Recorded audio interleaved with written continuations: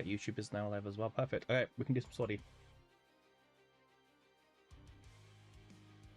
We're gonna be doing some high-risk sortie with Yuki today.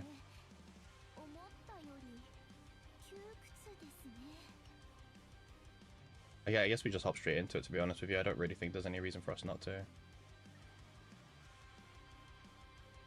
Hey, how you doing, man? How you doing? Welcome. I wasn't gonna stream today, but I was like, also too early stream. Yeah, I wasn't gonna stream today, but I was like, why not, right?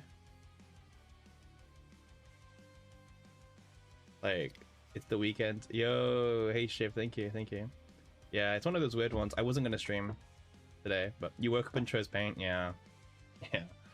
I literally woke up like an hour ago, Lememi. I was like, do I stream today? It's been like 2 days. And I was like, I was looking at my Tears of the God, and I was like, probably.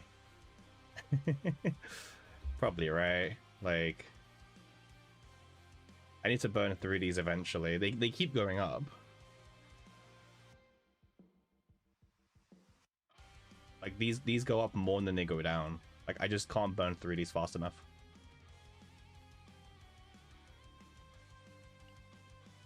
And also, like, I was looking at my sortie currency, and I feel kind of broke at the moment. I've only got 100k. Like, I generally feel kind of broke, sortie currency-wise. Like, 100k is, like... I don't know if you guys have done, like, the Cassius morale character. You call that broke? I do call it broke. Because, okay, I don't look broke, but all it takes is, like, one Cassius morale deck, and then I'm gone to 0. You know? All it takes is one Cassius. Yeah, one Cassius and I'm done. I'm broke. I'm finished. I'm out of here. Yeah. Honestly, the most annoying part about, like, sortie is the partner situation.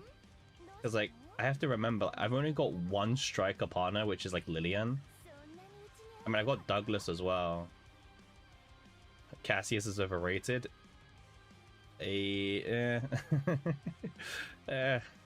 and no. There's, like, no one better, right?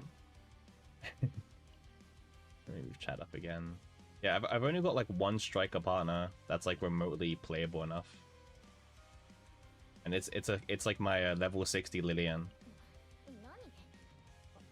Like, I kind of wish I had, like, everyone's signature partner, so then I could just put them on for sortie and just, like, forget about them, you know?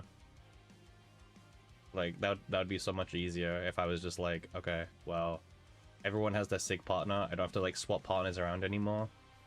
But yeah. Also, Lillian's actually really good in sortie because she draws a card. She draws an attack card, so she can trigger inspiration. Yeah. Alright. I've also pre-farmed, by the way, for Tenebria. I don't know about you guys.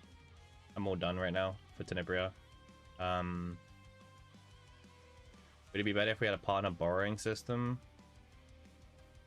Maybe. I mean, they want us to, like, get all the partners, right? Like, yeah. Also, I have to remember, I have 10 days until these expire, by the way.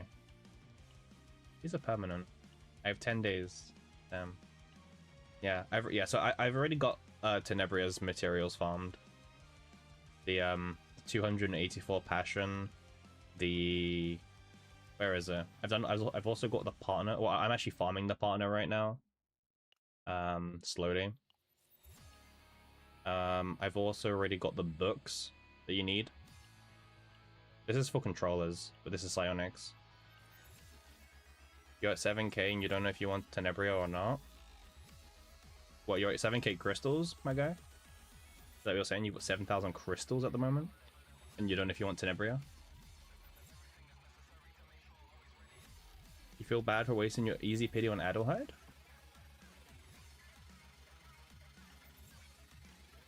I don't know, man. Adelheid's not, like, that bad.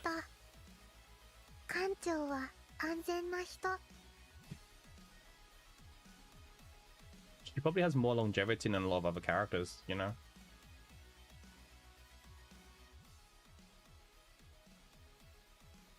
First kid we had in a while and she's mid?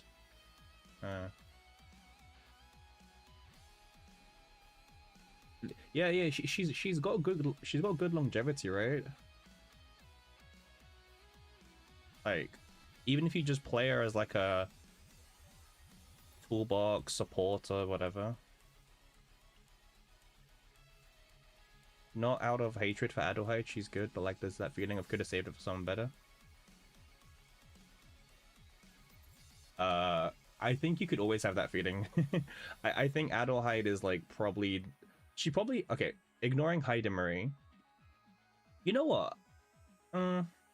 Like, Adelheid's probably got like good longevity. I know people are like shitting on her a little bit, but she's probably got like good future-proof abilities, you know? You know, this is a character who can...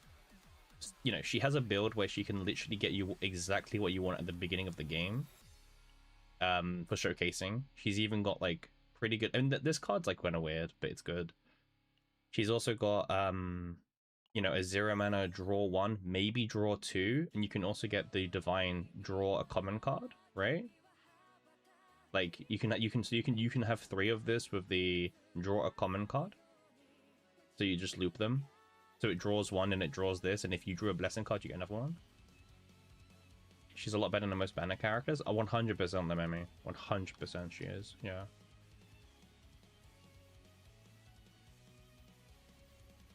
Like, she's a better banner than Yuki, Chizuru, Rita. She probably has more longevity than 9. Agony Loki got nerfed to hell? Oh, again, or do you just mean like when Teresa got changed? Otherwise, yeah, I agree with you, Supreme. Competing against Cassius as a tall order. That's the problem, Lememi. She's also a weird character. If you don't have dupes or the partner, she has this like weird, you know, in quotations, 5 morale on 1 card, right? And that's all she has, right? Again, very soft 5 morale, you know? It is and it's not. But it's only on 1 target as well, which is really weird. But when you get her partner, you start getting a multiplicative buff, right? And then when you get her E2, you get more multiplicative. So she has a mixture of additive and multiplicative, which is really weird because she scales actually kind of good for units like 9 a little bit, but only if you have the dupes and the partner. I was speaking to a whale friend, and they basically said Adelheid is like the kind of character that gets a lot stronger the more investment you put into her, right? Like she's probably the best definition of a unit that like scales, like scales their viability based on dupes. She's competing with controller, and controller versus are stacked. Yeah. Also, being a Vanguard doesn't help her, right? Because Vanguards have worse epiphanies. Like, actually being a Vanguard is, like, detrimental to her a little bit. Like, she's nerfed by being a Vanguard.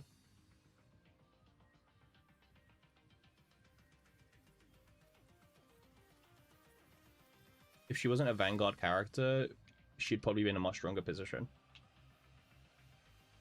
Is she the best support at E6? Hey, Remove, how you doing?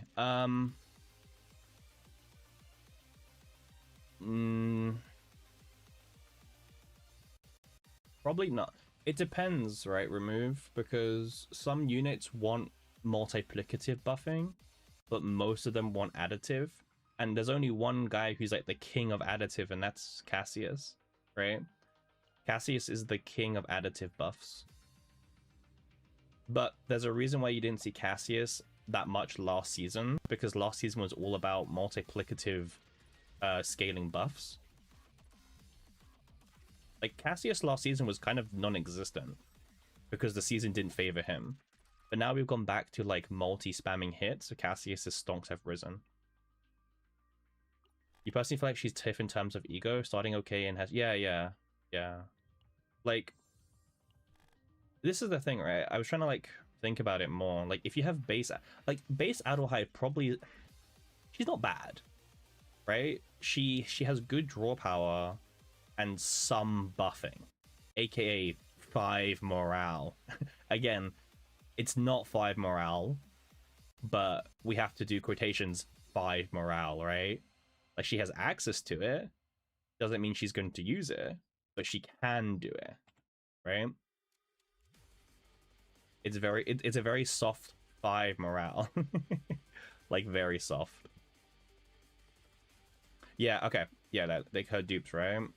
Yeah. So her partner's also really good, by the way. There's been a lot of times where I start a fight, I use this card, you know, 3 blessing, and I draw 1, and then I realize her partner is active on turn 1 already, and then I just push the button and I get 2 blessing cards from the deck. This ego skill is really strong. Like, I knew it was strong, but when I started using it, it was even stronger. But yeah, this partner's not bad. In terms of buffing the team, it gives you a 20% multiplicative buff, but only to attack cards, by the way. So this isn't gonna help Selena. This isn't gonna help Hugo. This is only to attack cards. Her dupes, right? I mean, yeah. The E2 is a bit weird, right? Because for E2 to be fully active, you need to have 10 blessing cards in total. Now, you could... It doesn't sound hard in theory, right? Let me show you a deck. Like this deck, for example. Like, you start with 3 or 4, right? So now you need to get 6 or 7, right? No pun intended. You need to get 6 or 7 more blessing cards. This card by itself is technically worth 6 more blessings, but you have to, like, you know, it's not a turn 1 thing unless you have more of them. Yeah, exactly. I was gonna come on to that. So it's really awkward to get max stacks on E2. You have to, like, build your deck really weird, right? You could do 1 Once Upon a Time and 4 Protect Us, 1 with no divine, but you would have to wait until you rotate back into Once Upon a Time the second time around before you actually get the 10 cards. And also, you need to use this card where you don't have less than 3 cards in your deck that don't have blessing, right? You have to use this card specifically before you run out of cards to use it on. And then E4. E4 is like the biggest quality of life. At the start of the battle, you apply blessing to basically every card in your hand. Just you load into the fight, every card has blessing in your starting hand. Right? Like, that immediately, like, fixes this weird clunkiness from the E2. Because now you don't have to play like 2 Once Upon a Time, you can play 1 Once Upon a Time. And you just give like 5 cards blessing for free. You did a lot of Adelheid theory crafting, but you only see her potential in her ego, and you didn't upload more Adelheid content because you don't want to sell Adelheid's ego? Yeah, exactly, La Meme. Yeah. If a free-to-play is coming to me asking, is Adelheid's ego worth using? In good faith, I cannot say yes, right?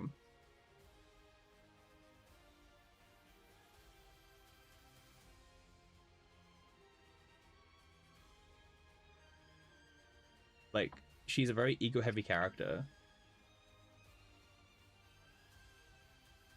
Her E6 is like, at this point, once you go to E4, you might as well just go to E6. Because E6 is like...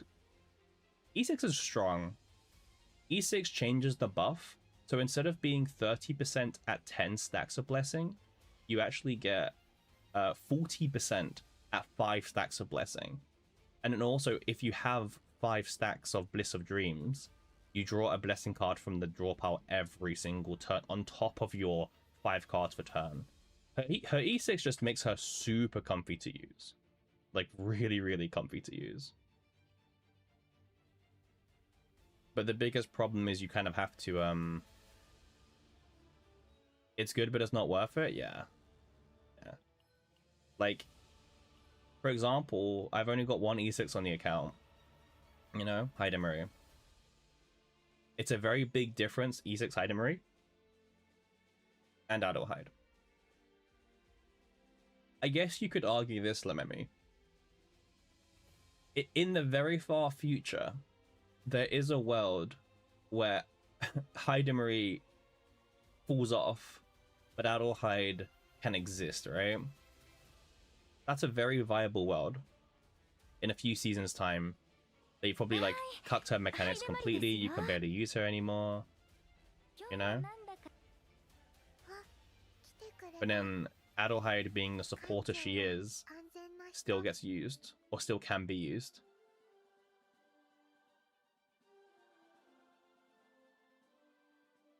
It's a strong unit, but I have a hard time like coming to terms with how much investment you really need into her. Like, you know, we spoke about the whole, okay, well, you need E2 to you know, you need E2 to actually start buffing and the partner, but you love your crowd control superpowers. Like, it's one of those weird ones.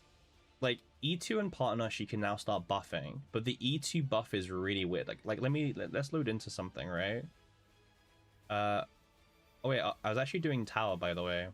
Very slowly, I was doing tower with a new team.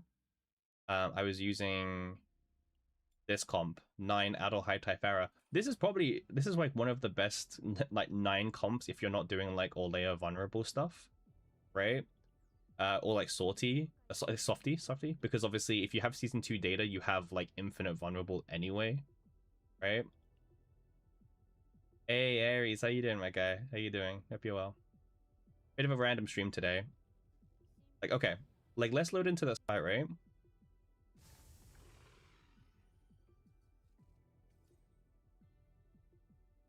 Okay, so you can see right now I've got 3 stacks of E2, right? I just loaded in. I have 3 stacks because I have 3 protect us with blessings, right? To increase her E2, I need more blessing cards, right? Thankfully, I opened up with Once Upon a Time,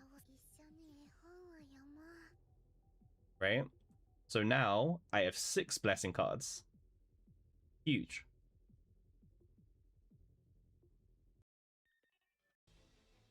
Right? And then yeah, so now so I still need 4 more blessing cards to max stack this ego. But I can't do it this turn, right? I also removed You Got Mask yesterday with 1.3 mil. Is it 1.35 or is it 1.3? If it's 1.3, I'd feel a bit worried about you staying in Master. If it's like 1.35, I'd say you're pretty like confident. Yuki looks weird. I mean, we're playing with the better Yuki right now. What can I say, right? We're playing with the better Yuki.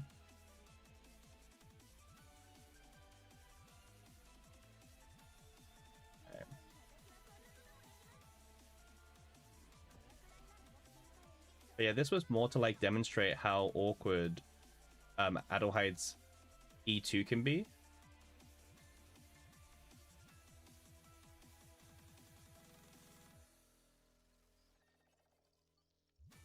Wait, did I lose a stack of E2?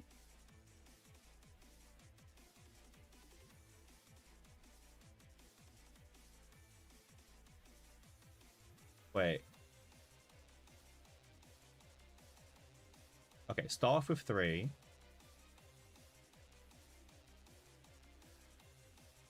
Oh my god, does it have to be in the deck? Wait. Oh my god, guys, I think the E2 is only blessings in the deck.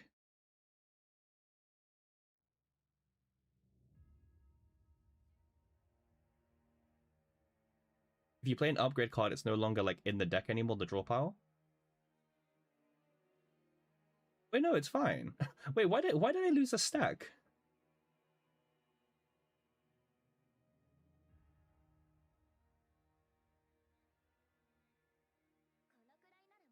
Wait, I lost a stack for no reason. Wait, let's see. When did I lose a stack? Let's see. Wait. Wait, the upgrade card makes me lose a stack.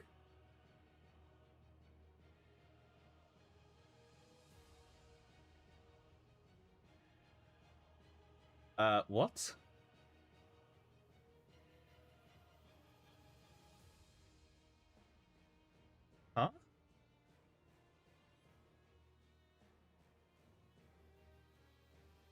That's not how that works.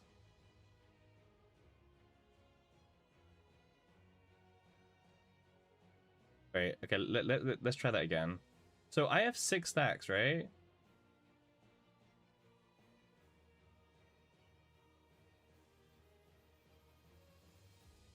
But what if I play Typhera's upgrade card? Why am I losing stacks?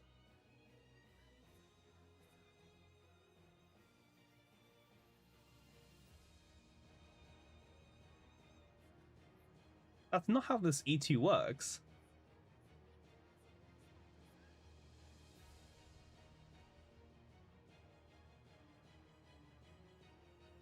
I have no idea. Sorry. Like, why am I losing stacks from E2 for playing a card?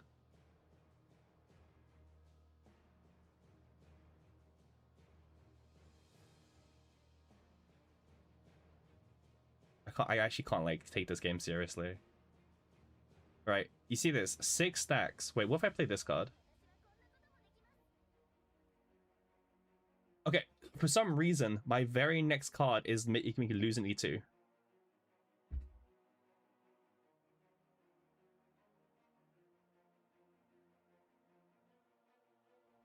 Like, it takes away a stack whenever I play a card.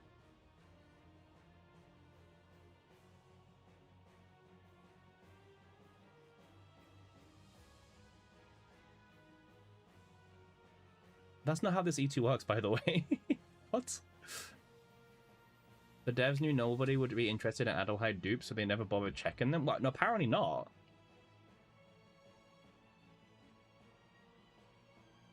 Like, the E2 literally says, when you start the fight, you get 1 stack based on how many blessing cards you have in your deck.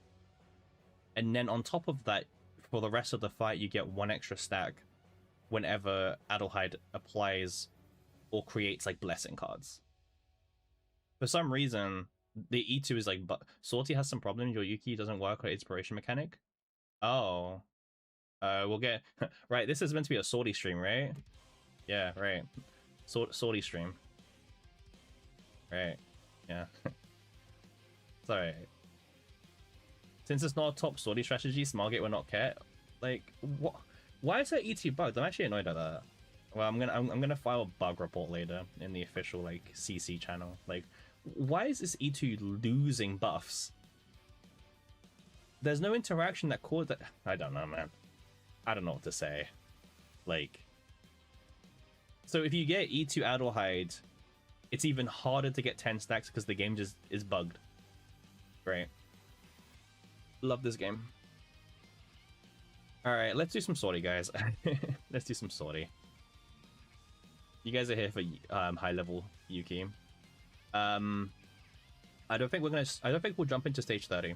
I think we'll start with stage 16, I think. 18. Do 18. TZ and Jank always with us. Okay, yeah. We're gonna try stage 18 Yuki.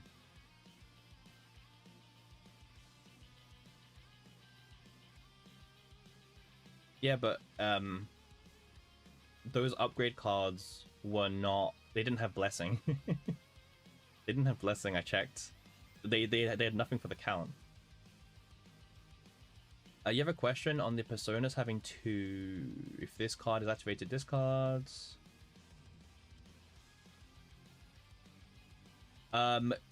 You want the double discard because, and I can tell you why, because I've tested with both, as you can see. I've tested with both of the variants you're talking about. Yeah, you can see. Tested with this one, and I tested with double of this one, and I tested with this one. So this one is better because each time you discard 2 cards, you're getting 6 morale worth. You're getting 120% additive, right? Versus 6 morale. So instead of 12 morale, you're getting 6 morale plus 30%. But the 30% is based on the base damage of your blades, right? So for me, my base at E6 is 151, so it's 30% of 151, so 45, which is 2 stacks of morale. So if I go for this build, I'm losing out on like 4 morale stacks. Basically, like it's like I'm losing out on 4 stacks of morale worth. That makes sense. It's not a crazy big deal where the build is completely bricked areas. You're just losing out on 4 morale. That's all it is, right? And obviously we want as much morale as possible. So yeah, that's the damage. That's the difference. That's why you don't want this 30%. A lot of people still assume, because I thought this was well until this season, by the way, the 30% is like a final multiplicative of all of the buffs, but it's not. It's 30% of the base number of the card, which is very low for the blades. That's why. All right, let's do some sortie. Let's do some high level sortie. We're gonna do stage 18, I think. We'll start. We'll see how Yuki feels on stage 18.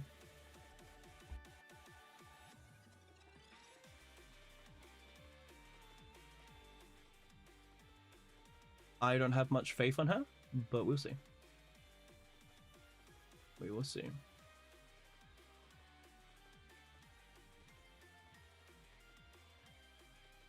Let's turn this off.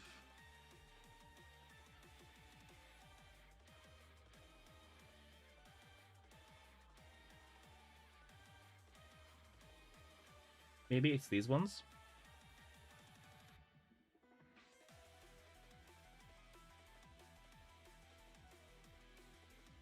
Like we turned these ones off, right? You know the discard activated better. You got 2 high mirror equipment, engraving the perfect one plus game morale, but this persona failed you.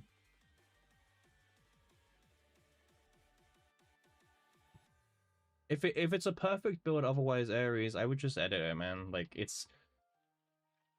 Is it for Rift? Are we talking about you're doing a deck for Rift?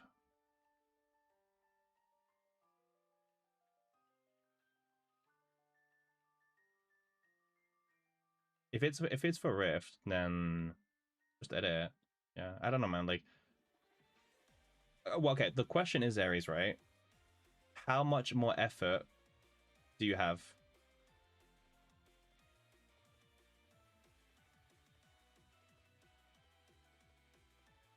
Like, how much motivation do you have to grind this Rift?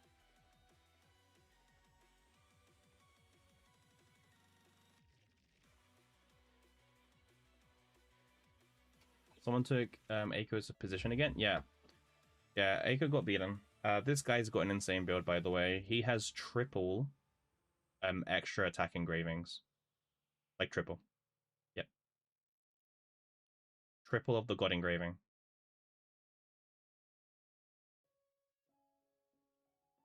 Yeah. This engraving's so good. It's the best engraving for her. Like triple of this is insane, by the way. The amount of farming they've probably done is like crazy. Like actually just crazy how much farming they probably did for this. You got 2 not triple. Do you have motivation to go for triple Ares? Like Ares, my top 6 run was 1 on late on gun. And trust me when I say this, 2 of this is better than having gun. Like you will do more damage. You could do more damage than me, basically.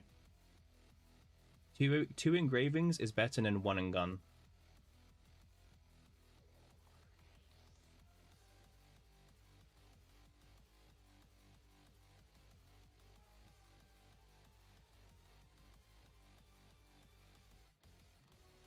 You got gun plus 2 in. Oh my guy, like just edit it.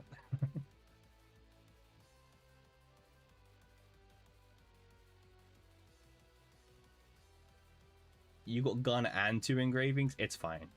Like that makes up for having one bad engraving.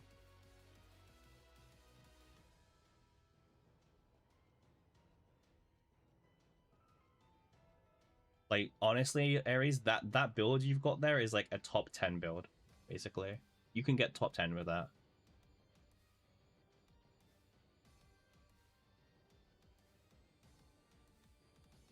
Yeah, that's like a very solid top 10 build. You'll share a pick, sure. Getting 2 engravings is hard. It is really hard for a move, yeah. It's really hard.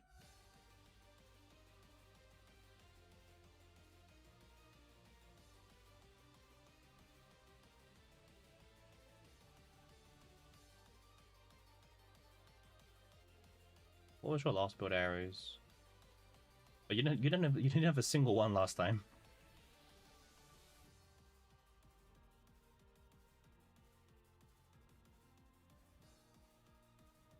Yeah. Damn, you didn't have a single engraving last time. You still got top 100, my guy. That's really good.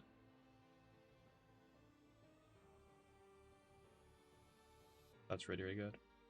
I don't know. Personally, if that was me, Ares, 2 engravings plus gun is so much more like it just take it, I would say. I would honestly just take it at that point. Like if I had that Heidemery, I think I could like get even higher. You know, I could get like, well, dare I say, I could get probably top 3. Yeah, let me see what you sent me, Ares. A Void 7 stream streak, my guy.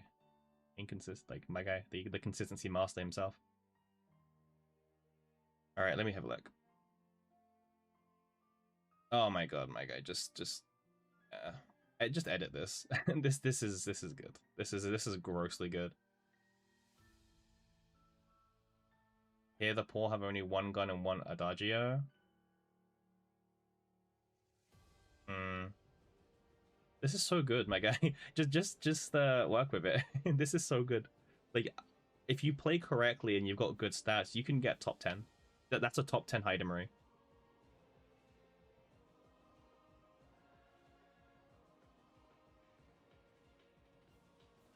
Like, yeah, you could get top 10 as long as you play it correctly.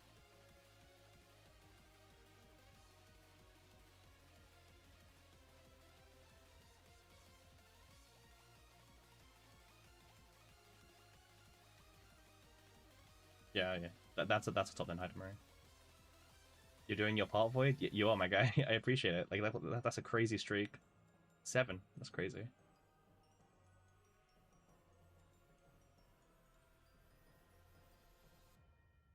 I'm just a regular bozo who just streams this game that I like. So I appreciate everyone who like watches and enjoys.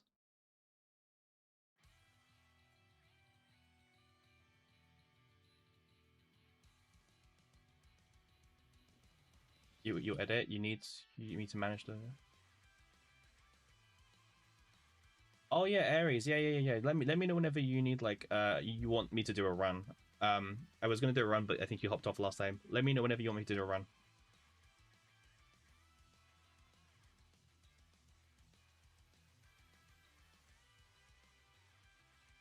I'm always happy to do a run.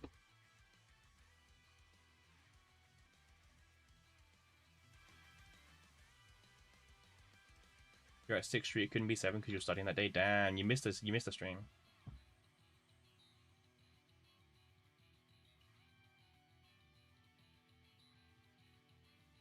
Bad. Okay, so we're gonna do Yuki on stage 18 first of all. Let's take off. Okay, what do we think's the worst ones?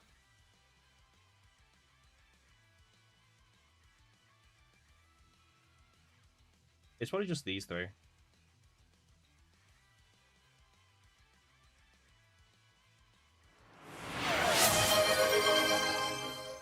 Oh my god, Aries. Thanks for the 10 gifted sub, Aries. You're insane. Holy whale.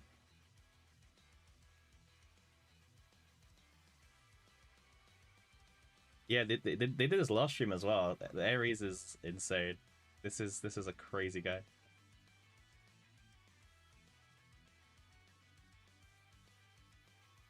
Aries is crazy. Aries is crazy.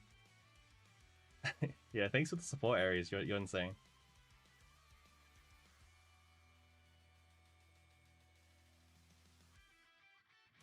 Would it be useful if we did the Rift run now, Ares, by the way? Like, would you find that beneficial if we just did it now? Or do you want it later?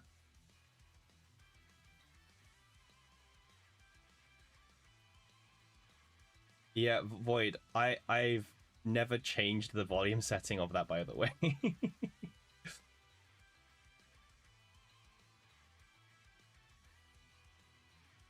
That's the default it comes at.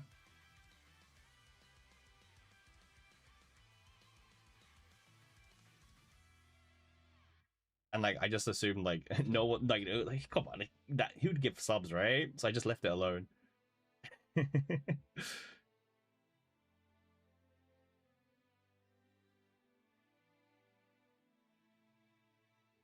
Yeah. It wakes me up though. It wakes me up. You let me edit one time. Okay, awesome. All right. Let's hop in.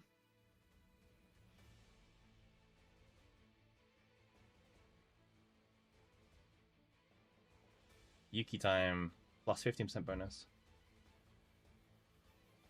It's okay, you don't need these ears anyway.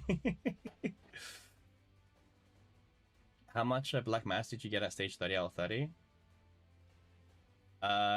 With a drafted character or not a drafted character? Are you wondering with a drafted or not drafted? We've been here for 40 minutes and the stream's about to actually start. Well, we like to let people have a chance to come in and join the stream, right? we want to give people like a chance to like join and everything. Without? Okay. Well, without, it's 7,800, right? But if I do it with Yuki, I basically get over 1,000 more Black Mass, right? But Yuki has a plus 15% bonus.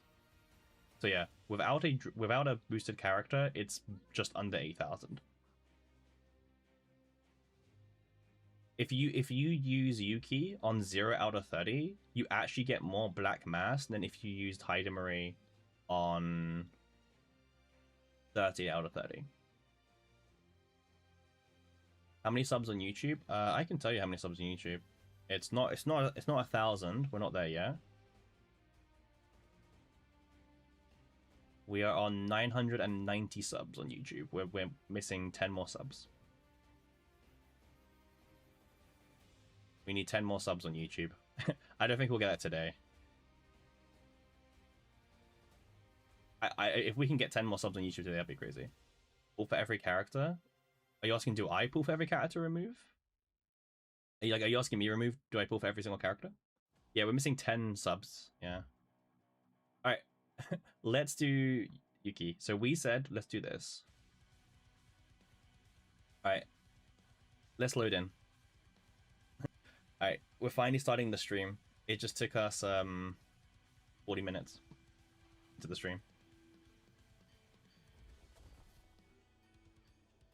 I'm not picking Pilgrim, by the way, with Yuki. That's like suicide. Okay, so for Yuki, we want credits and ways to increase our stats.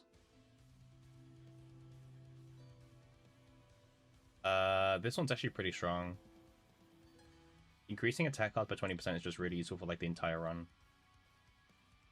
We generally like you can't go wrong with like buffing all your stats by 20%, by the way. That's crazy.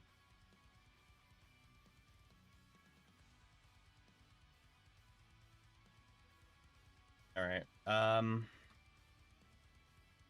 we're not using Hugo. We're not picking Magna.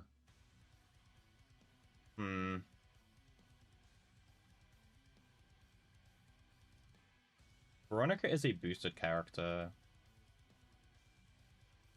Does Veronica do much damage in Sortie? Does anyone know? Like, is her damage like actually good, or does she get cucked because there's no extra damage like Hugo? Because Hugo's damage in Sortie is not very good.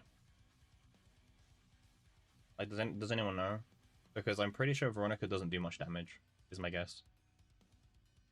Like, I have a feeling that she won't do good damage.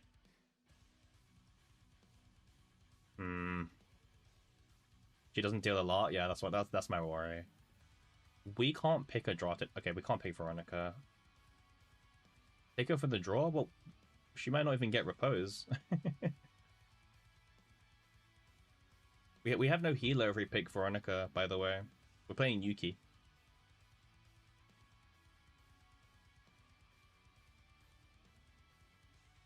Hmm.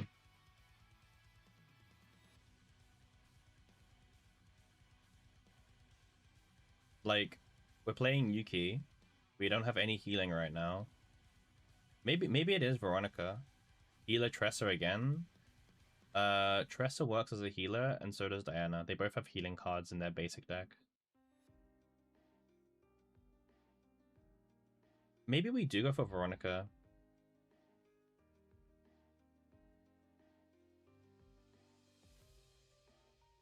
Yeah, maybe we do go for Veronica. It feels like we're just gonna die, I'll be honest with you.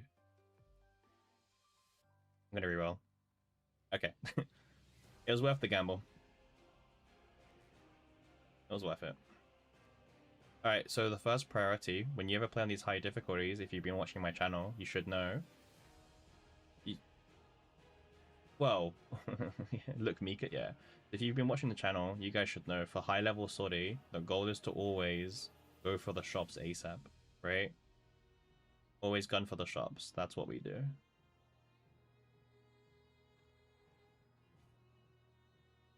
We always try and gun for the shops. The shops are really important for us.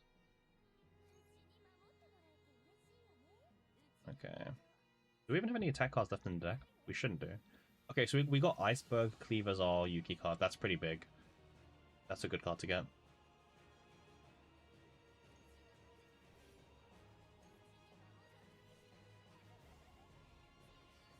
Yeah, it's really big to get like Flash Slash or that card. You always go for elites to throw the run. Elites are really... But the thing is, elites are good because you get to be more powerful, but early game I want to go for the shops as a priority. Nice. Nice hand, by the way. Literally do nothing hand. We're fine. Okay, so now it's turn 3, so we lose inspiration. Good mechanic, by the way. Fantastic mechanic. Yeah, Yuki's not good for these long fights, unfortunately. This is actually kind of good. Kind of.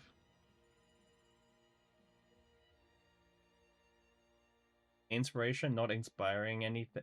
Yeah, yeah. Inspiration is a really frustrating mechanic to deal with.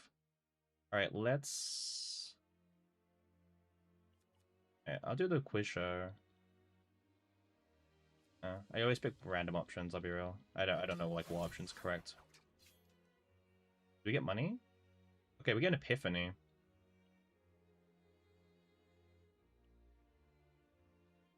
Usually these event epiphanies you can't skip. Some of them you can, some of them you can't.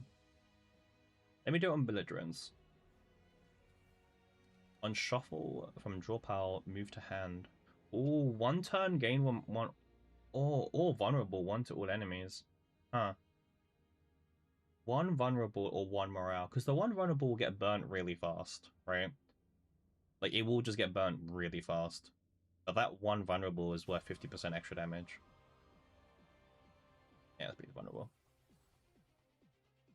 That's a really good card now. That's a really good card.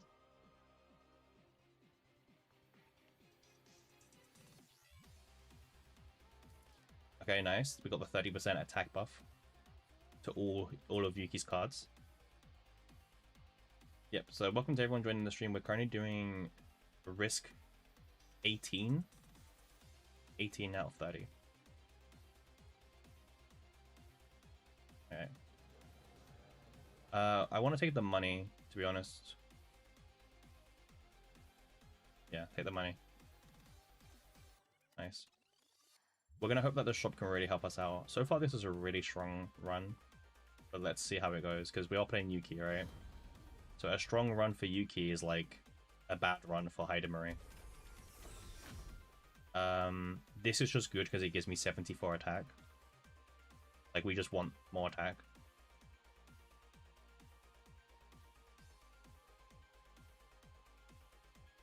Alright. Hey, Justin. Good. We weren't going to stream today, but I was like, well, might as well. Like, I logged in and I was like, okay, well, might as well stream. Get a good stream in. Yeah, we are. We've just started the run. I know the stream says we're like nearly 1 hour in, but we had a bit of walking for a bit. Have I played Chizuru yet? I don't even own Chizuru Justin yet. I might choose her from my like ticket, maybe. Not too sure. I would love to get the upgrade version of this card so I can just play it one time and get it out of the deck. Nice. That's huge. Alright, can we get anything else that's interesting? Oh, Flash Slash. Take that. We need to take every single like inspiration card we see. Rigged? Hey, streamer luck. Alright. I think it's better to take the events, sorry, the battles usually. The battles are quite good because they help you improve your deck. The events can be okay, but I think battles are more reliable for getting a stronger deck.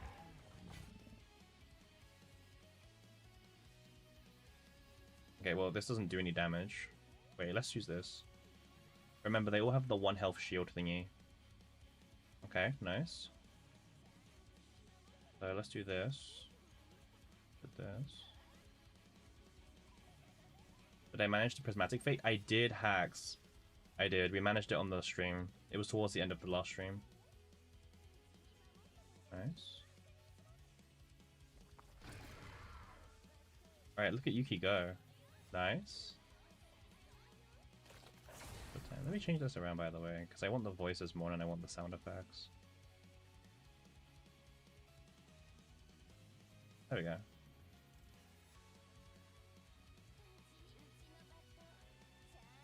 You didn't know that? You'd like to just stay but gotta work tomorrow? No worries, my guy. No worries, thank you. Thank you, my guy. Alright, let's draw an attack card. I mean, we probably just win here, right? Yeah. Alright, this is actually a very strong Yuki start, but I'll be honest, guys, a strong Yuki start doesn't mean anything. All it takes is like one bad run, and it's over.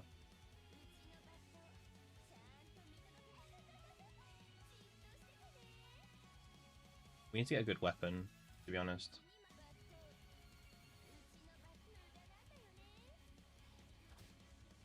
Yeah, this is 18 out of 30 at the moment. We're just testing to see how far we can go. This is why I love Mika, by the way. Like, the AP is so nice.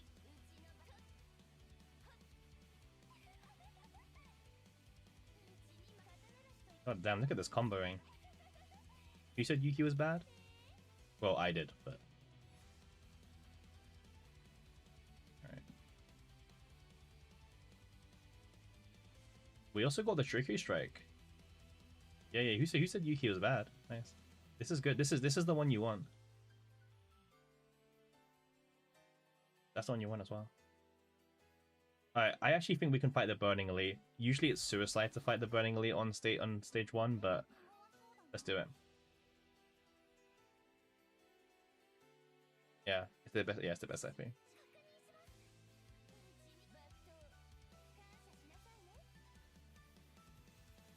Wait, what's my deck for next turn? Okay.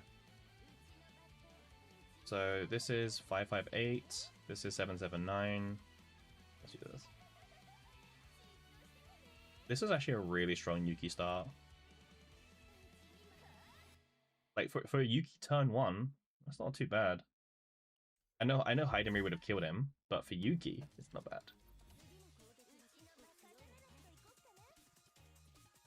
Nice. Okay, let's use this. We can do this. And then draw 2 and get vulnerable. Okay, that's a bit annoying. I mean, we can keep the vulnerable around.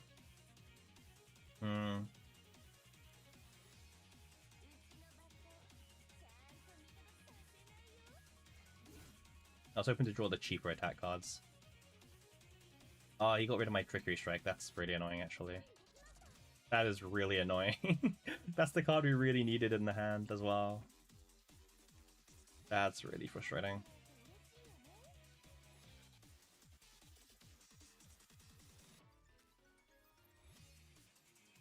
Okay, we can do ult.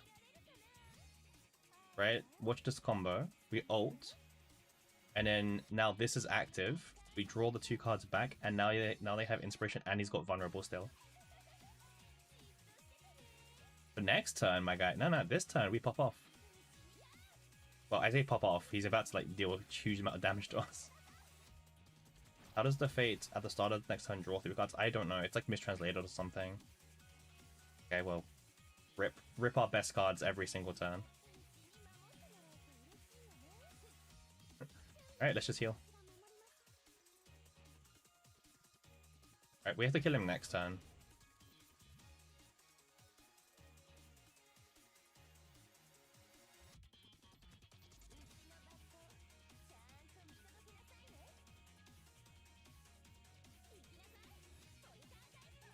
Yeah, Ares gave 10 gifted subs. Less Ares.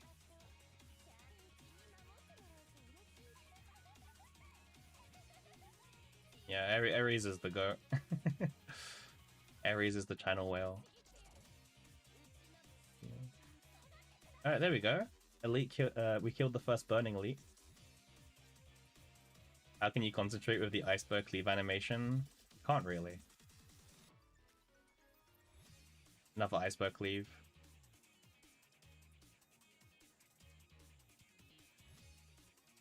Yeah. The 1-cost ones are just so convenient.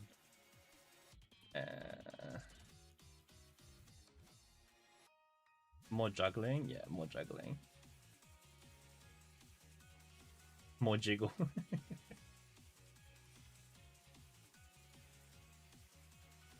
I always interact with these. Yeah.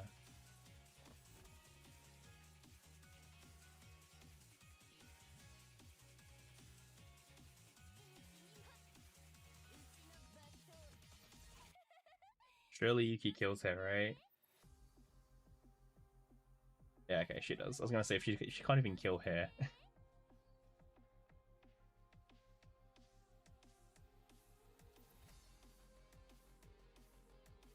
Alright, let's do this event. So what do we get? We get the mask. What does the mask do? This is not that great. I will get it just to have more defense. Defense is a very important stat that we really need more of. Alright, shop time.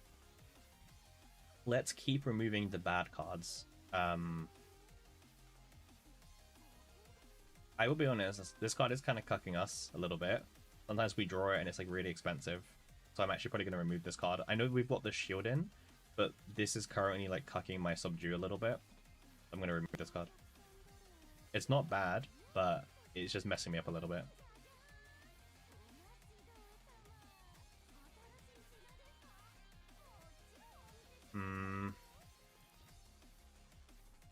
Let's go for some epiphanies.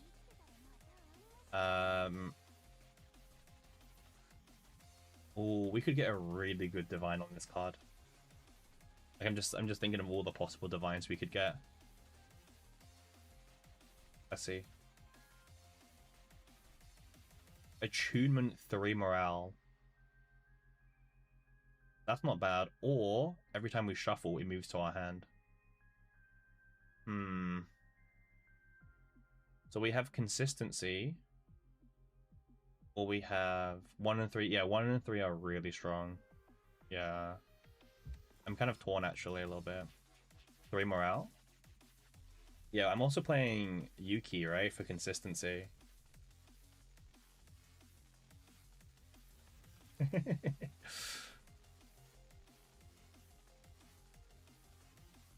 You say that, but technically... So, remember, we also have a belligerence that also has on shuffle move to hand. So, if we don't have her cards, the belligerence would be active. As well as the trickery strike. Every time we shuffle, we would draw these two cards straight away. One is better? I think one is better for consistency, yeah. If I wasn't playing Yuki, this one is very tempting. But for consistency, this is really good. Let's pick it and let's see what happens. I think this was really strong. Yeah. I'm gonna agree with YouTube chat. Alright, let's see what happens.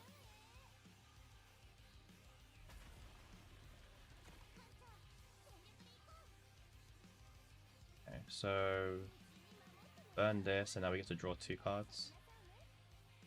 Get this out the deck. If we go to max health, we actually do more damage. Yeah. Nice.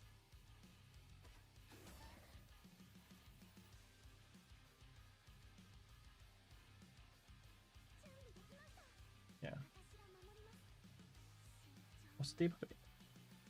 Okay, so it's a 1-turn debuff for sure.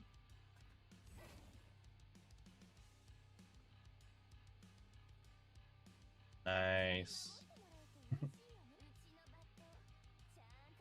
Okay, next turn's the shuffle.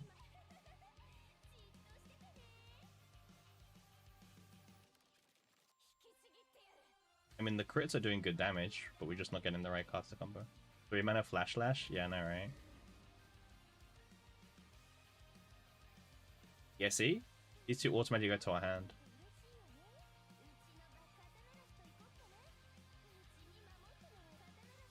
Unfortunately, Iceberg Cleave is now costing 3. It's a bit too much for an Iceberg Cleave. Like, it just costs way too much to use, right? I mean, this has Retain. We can keep this. 16.3. This does more damage.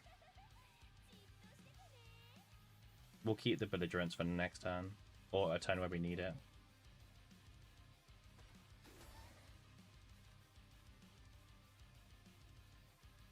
Again, we got the shuffle. Because our deck is really small. So we're just, every single turn we're getting these cards.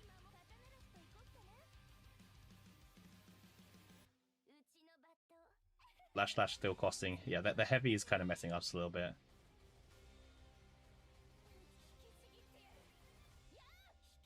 I should have healed first, actually. Misplay. Wait, is he attacking on the same turn? Wait, let's see. Actually, wait. Let's just not give him the Fury. Yeah. This works. There we go.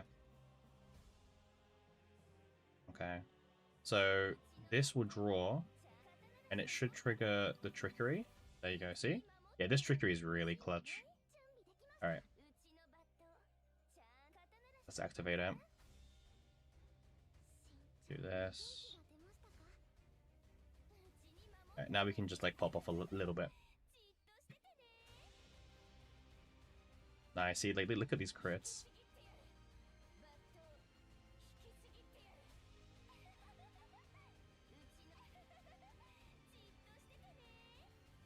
Hey, this is not a bad Yuki. Yuki's doing pretty decent. Yeah, right. He's attacking. That's fine. We do shuffle again.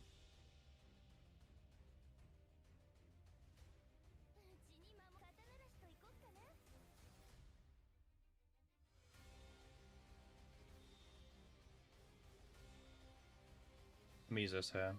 Let's just heal up a little bit.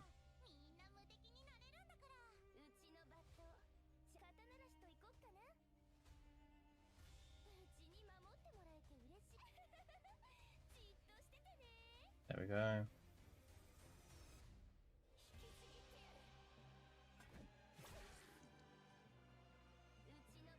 Oh, WG trying to build Yuki. Everyone's doing Yuki stuff today, right? Let's just preserve the health. Today is the National Yuki Day? Yeah, it seems like it. Yeah, everyone's building Yuki today, right? Like, yeah. So WG's doing Yuki. I see someone else doing like a high-risk Yuki. Everyone's doing Yuki today. Everyone's doing Yuki. If I pick this Freezing Blade, it means I can't get any more Freezing Blades. 0 mana, 3 morale, but all enemies get 3 morale. Hmm. Hmm.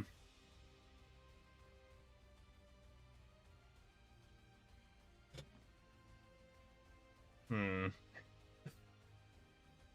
It's a bit of a weird one.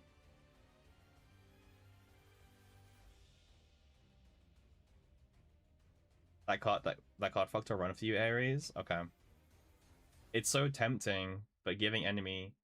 Yeah, this is not that strong. Yeah, we skip this.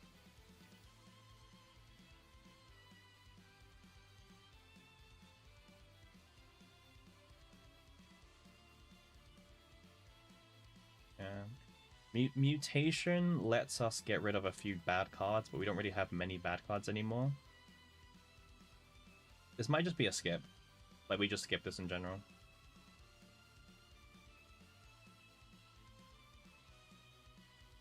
Yeah. That's sad.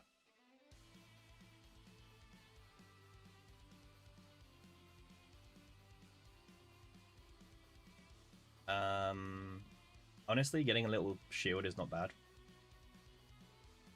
Okay. We are going to be using our reason, because this is, like, near the max difficulty. Why is the upgrade bad? Isn't the equivalent of 5 morale for most of the cards?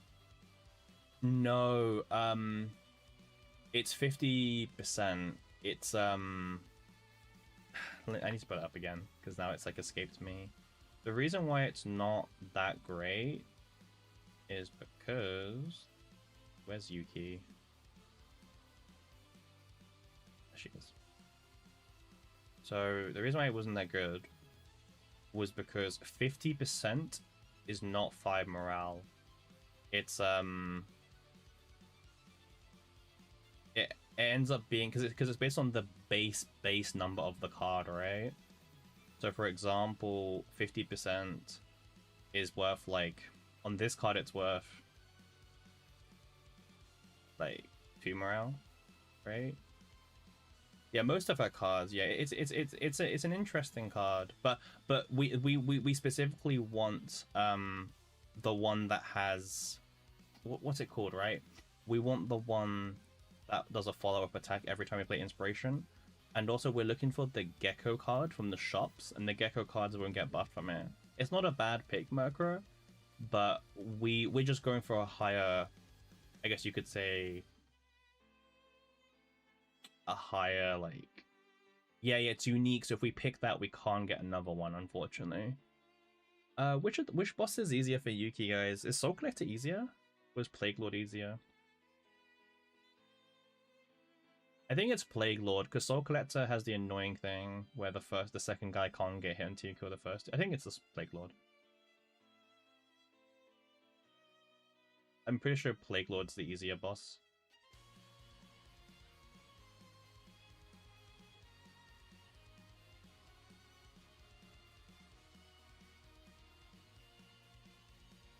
Yeah, let's do Plague Lord. I'm pretty sure it's Plague Lord. Also, he's actually weak to Order.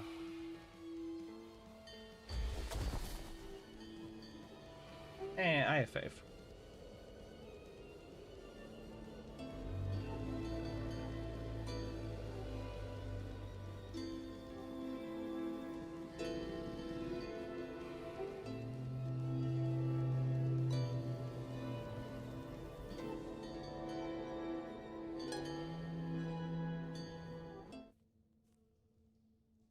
Two was good. Yeah, 2 was good, but I wanted to see if I could get more AP.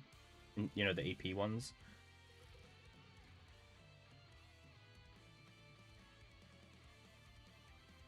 Easiest Adelheid of my life. Do you think Yuki gets a raid up banner when she gets buffed? She probably will do, considering that Haru's going to get one. This is the most, like, useless epiphany in the world. When attacked, activate it.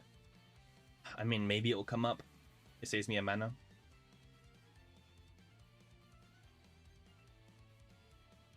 Yeah, this one's the best one. We could maybe... I mean, we could maybe manipulate it so it saves us 1 AP, right? That's the goal. Yeah, yeah, that's a divine epi, right? Yeah, yeah, divine epi.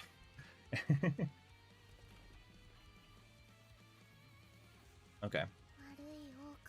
Well, he's not even attacking us this turn, so that's unfortunate. Go on, Adelheid. Okay. By the way, Adelheid's voice lines are actually higher than like every other character's, right? Like, I don't know if you guys noticed that. Like, her voice is like they've coded it so like her speaking voice is higher than everyone else, right? Like, listen to this. Like, you can hear her way more than like Adelheid's just louder. I think they've made it so Adelheid's voice line is counted as actually I don't know why. I can tell you why. I couldn't tell you why her voice is louder than everyone else's.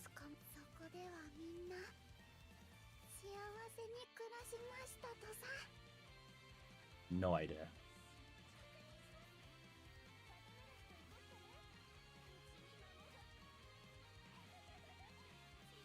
I always feel very safe when I find Adelheid in my runs, mind you. Could be a bug. I think it might be. Like, Adelheid's voice is just louder. Okay, so on shuffle, we actually get the 2 cards for free. Oh, well, we drew both the cards. Well, rip. No free cards for us. Let's do this. Then we can do Trickery.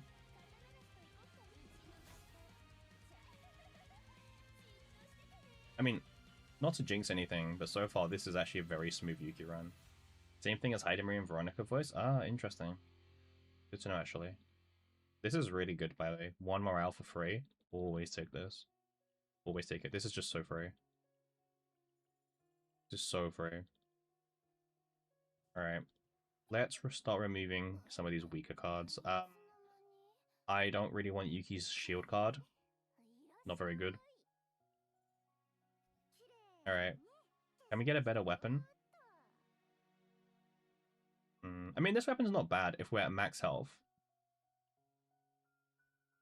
This one's also, like, okay, but, like, I'm not spending 125 money on it.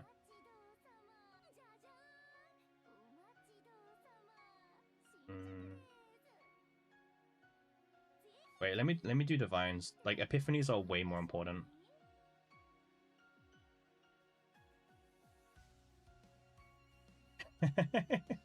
guys, I think it's on shuffle, move from draw power to hand. I think this is the epiphany we pick.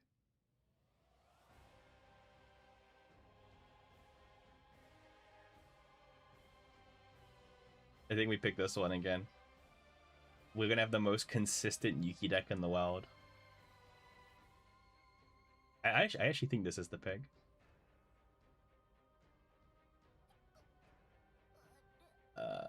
When's the next shop? The next shop is all the way down there. All right, let's go fight.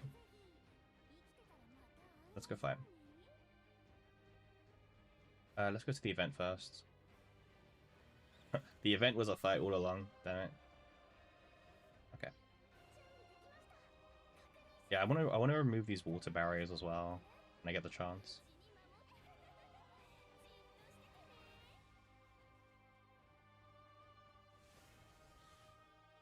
Actually, wait, we should be going to max health for the damage buff.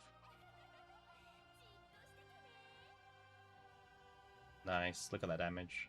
Nice, all stunned. Yeah, who said Yuki was bad, right?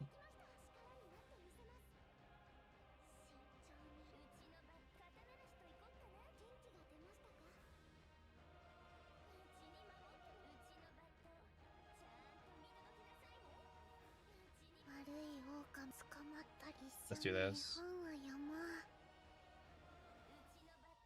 And then we get to do this for free. Do this, and we get to draw 2. And on shuffle, we get this for free. Yeah.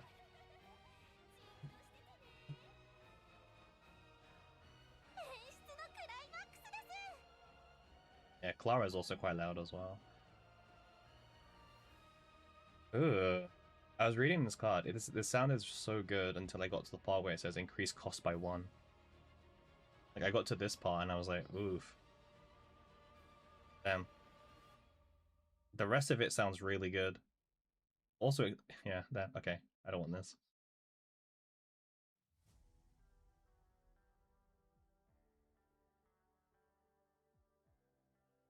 Yeah, hacks. Yeah, like that. They're like cynic. For some reason, their voice is so much louder than every other character's. Do we pick up the teddy? Do we want this? We're trying to have a really thin deck, right? A smaller deck means we loop the better cards faster.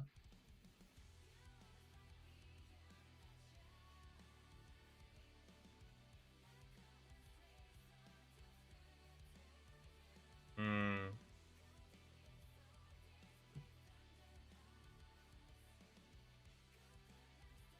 Yeah. I think this is going to help us more than it will not. So I'll take it.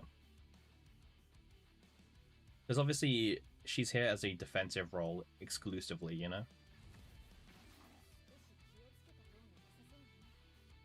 Nice.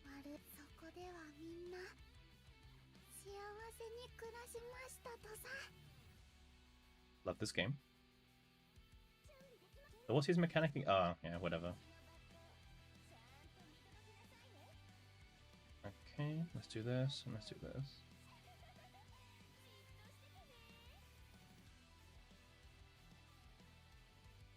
Okay. Alright, let's do this.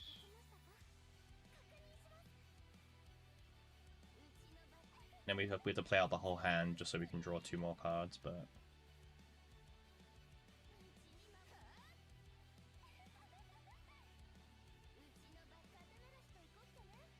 Nice, on shuffle, we get this back. We actually got a pretty good combo.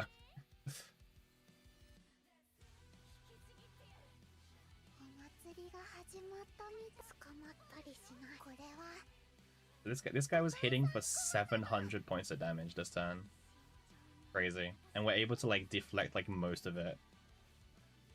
Gosh. Look how many cards we draw whenever we shuffle now.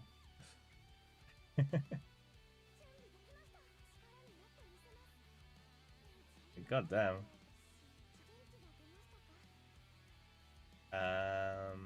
Let's use this. And then let's do this. Okay.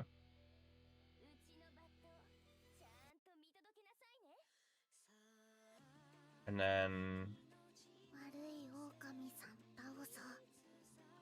we've got 3 AP, so 1, 2, 3, and then belligerence, right?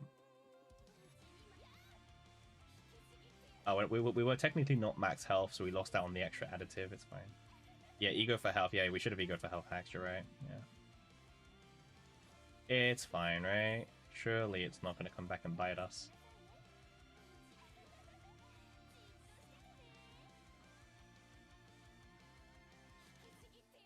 Right? Surely.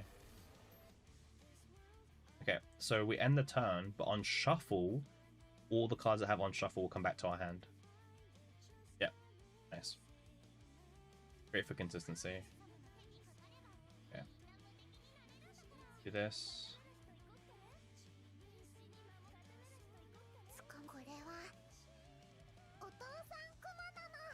And then...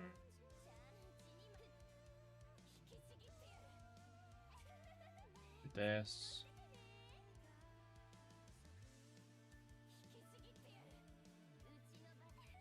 Draw 2 free cards. Keep drawing. Just keep APing, I guess.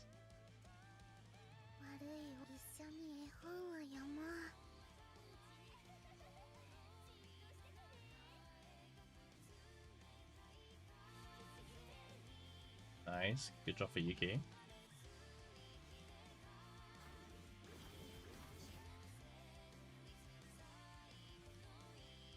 I need to turn off this, like, this thing's gonna keep bugging me, unfortunately. When you get Adelheid, man, I can't do the voices anymore. I actually don't mind having the voices, but Adelheid just makes them a bit kind of unplayable. Okay, so we win. Nice. I mean, I would like some more damage buffing if we can find it, guys, because to be honest with you, we're not really doing much damage. Well, we're doing good damage, but it's not enough to clear stage 18. We need more damage. Sure, more shield. I'll sell this for money.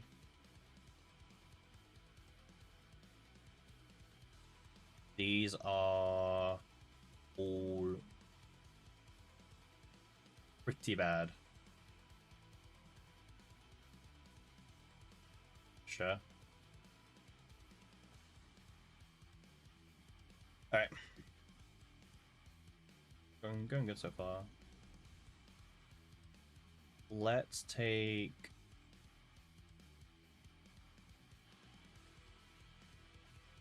I don't want to lose money. My money's really valuable. We'll just get this for more defense for now. And also we get the heal.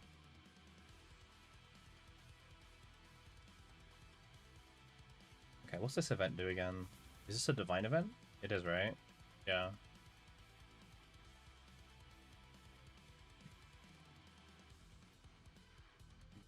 What would I want to get divined? There's a few options, actually.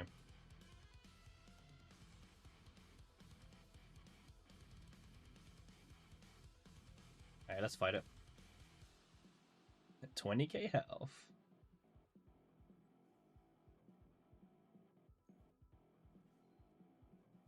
20k health is a lot of health.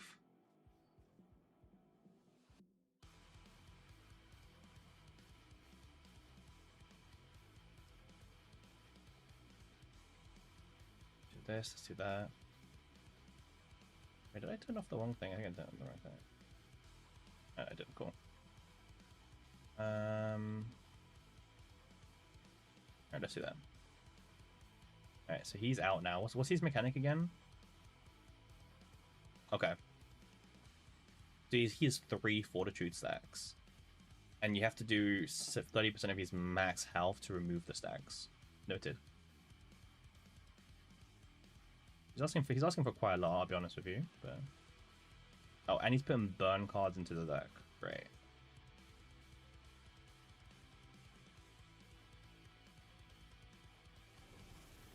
Yeah. He clogs our deck up with crap as well. The good thing is we actually have like decent damage. Considering we're playing Yuki as well.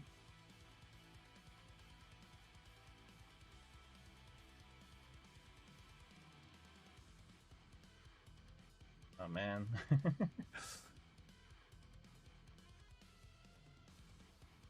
Blessing on the burn. That's unfortunate. That's unfortunate. Damn, really? No attack cards? Damn, yeah. We need to really start removing some of these like crappy Mika cards because they're just like messing us up. Well, it's not just them, obviously.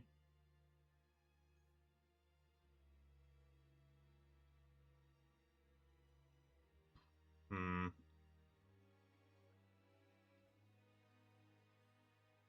Right? Like that's everything we can do. We kind of bricked there a little bit, unfortunately. Um, we kind of bricked and why not use Teddy before ending the time for more retain shot? Yeah. We obviously use Teddy. It just kind of, and we'll heal back all the life anyway. But even still, like it's just annoying because we basically had like so many ways to kill them that turn, and then we just got really unlucky.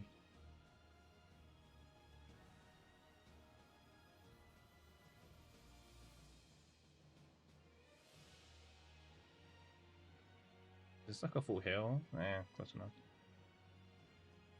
Well, this is pretty much going to crit, at least. Oh, wait, we can actually do this. 2 vulnerable. Okay, cool. Now both hits will do vulnerable damage. Yeah. GG. I don't want any of these cards. These cards are all pretty weak, actually. Let me put the voices back on. What the birds want to hear? I trust the voices. Surely it's not that bad. Alright.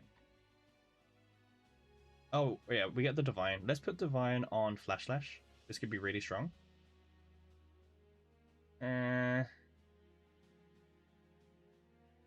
It's a free... It's free, I guess.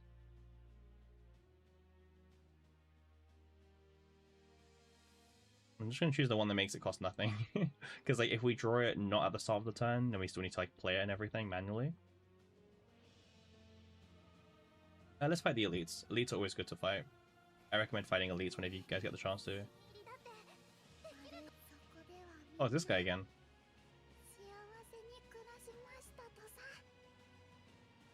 This just feels like deja vu to me.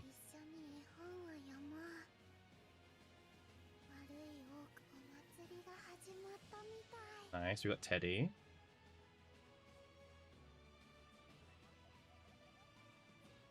One is good since it's free. Okay.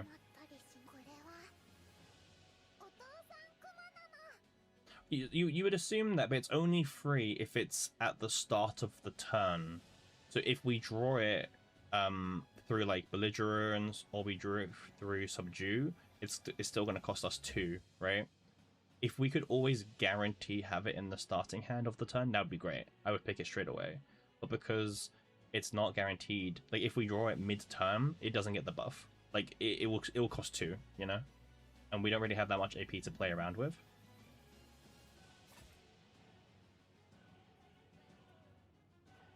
You see, that was because we had it in the hand, it got to do it for free. But if we would have drawn it through, like, let's say, this card, it wouldn't do it for free.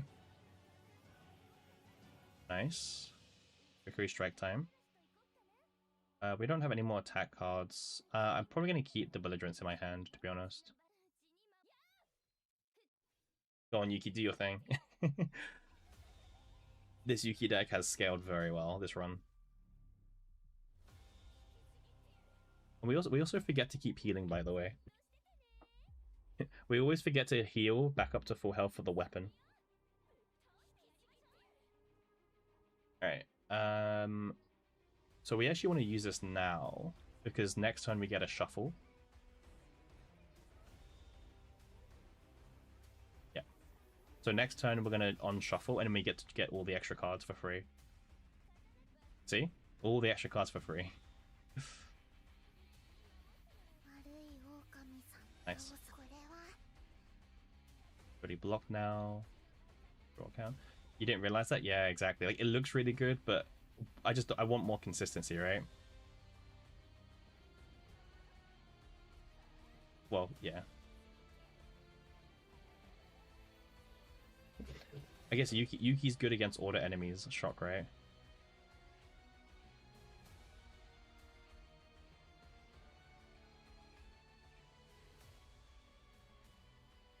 Okay. Ooh, duplicate. That's really strong.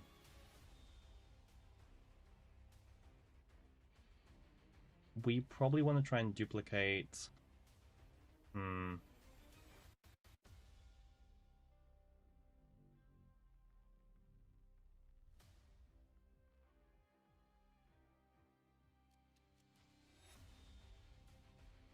Subdue's buff actually stacks, by the way. If you didn't know that. Yeah, we pick Subdue every day just because the buff stacks and it's really strong.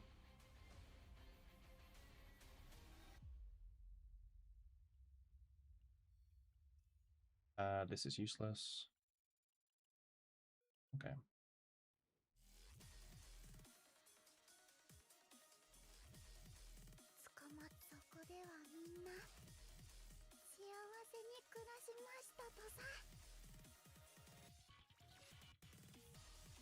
Okay, and then let's do... Well, actually, they're about to attack us.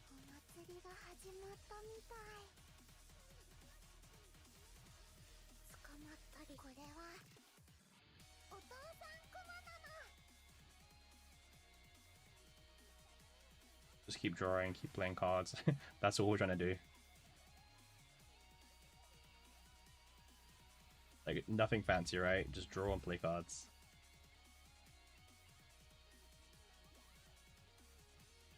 Okay, that's good to me. Yeah, I don't know if you guys have noticed, but like the amount of shield that Adel has been providing us is insane. God damn, look at Yuki there.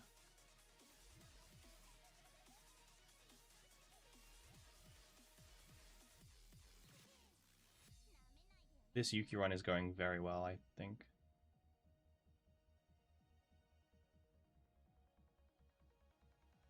Don't want anything.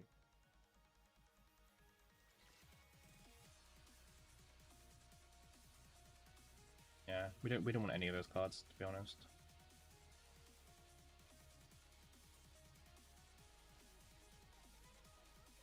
Okay.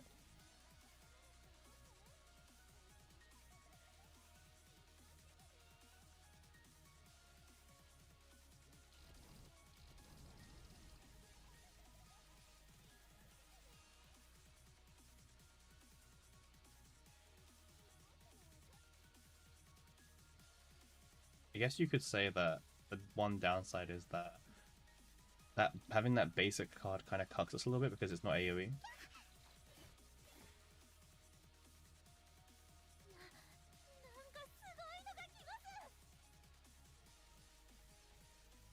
Yeah, let's do that.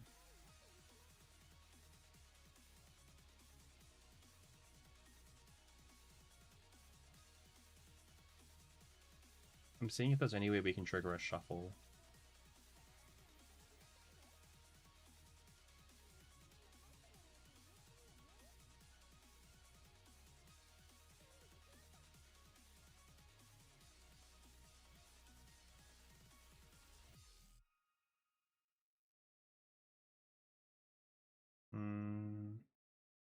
I don't think we have any way to trigger a shuffle.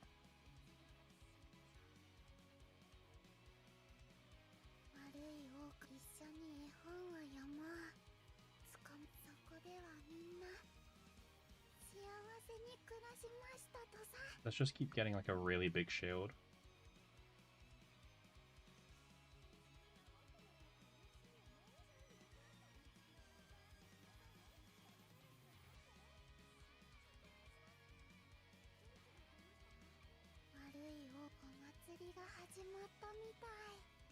And then we can do...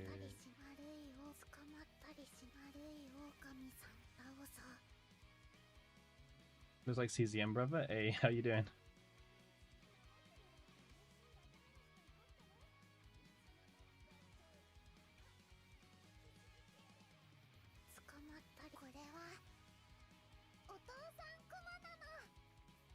Alright.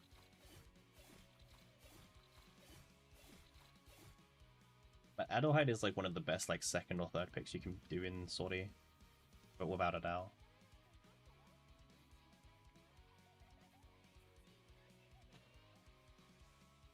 Like, I wouldn't even like debate that with anyone.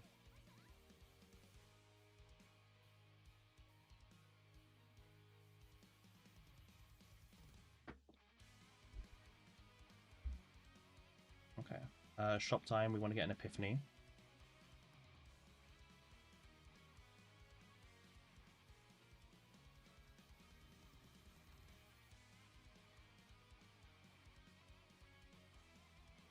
This is really good draw until we have 4 cards in hand. That's crazy.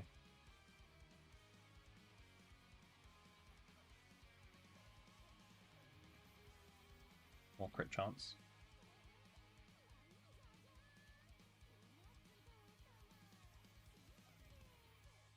We probably also want to take out a water barrier, I think.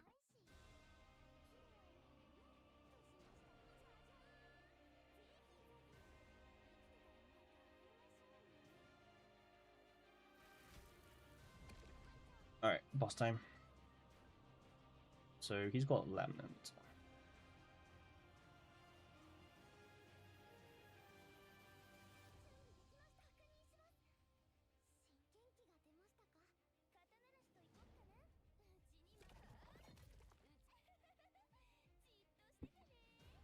really the whole like main thing we need to keep in mind is just trying to attack this guy as much as possible, right?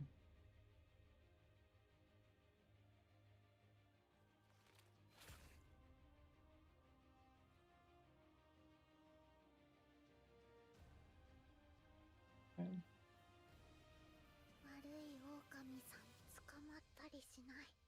Let's do this. I want to get like my whole setup done as well.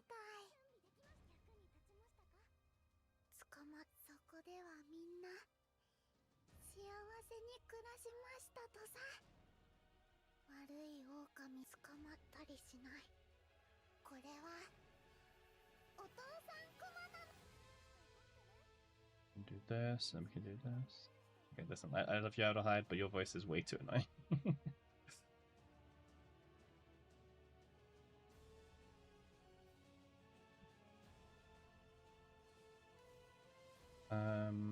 Now we can just like start playing our attack cards.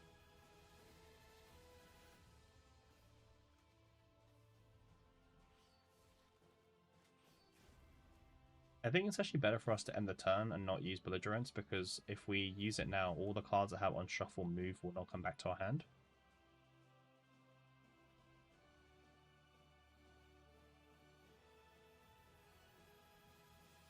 Yeah. Like, watch this. We end the turn, and look how many cards we draw.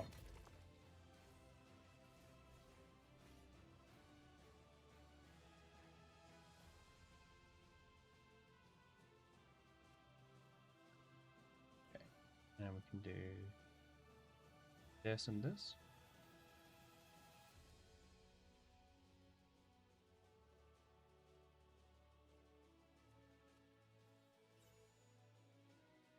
Gives us a free AP. I mean, this kind of works out for us.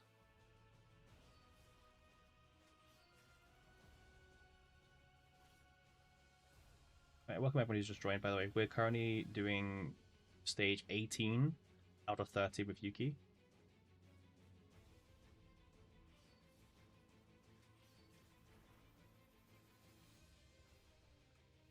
I would say it's going pretty well, mind the fact that we're going to go into breakdown soon.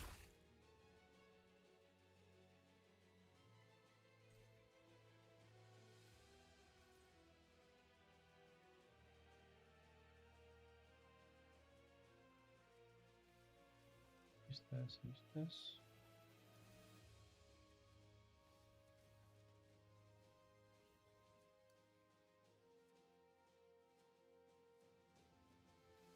There is a worry that, like, if we don't play the Yuki cards now, when he acts, he might put Yuki into breakdown, and we obviously lose all the Yuki cards. Oh, he's walling up now.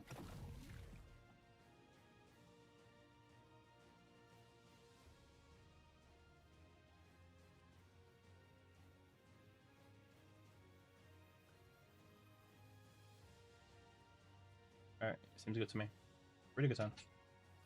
Really, really strong turn.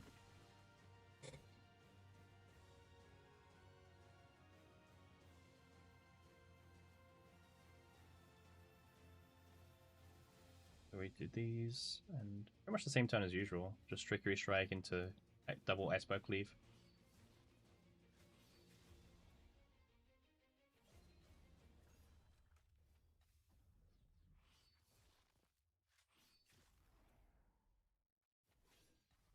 Does pretty good damage, actually.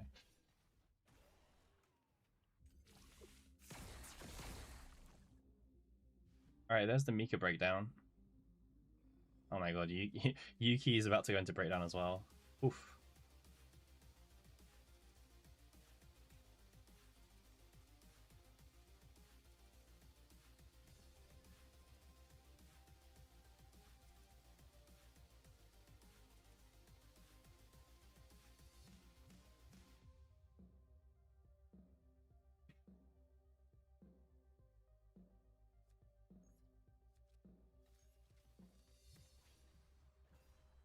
Okay, let's see if we can finish him off.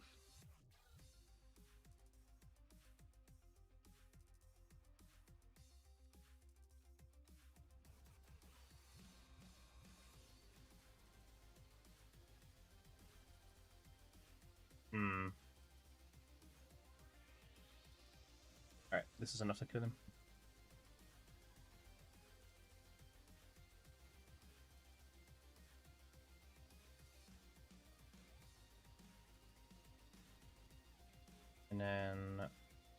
we can just, yeah, we can skip this. It's like nothing of use for us here, to be honest.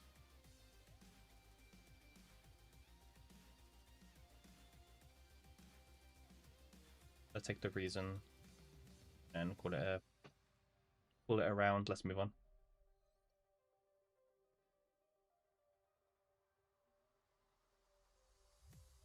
I'm not gonna fight Golden Main, so let's fight Seraphim.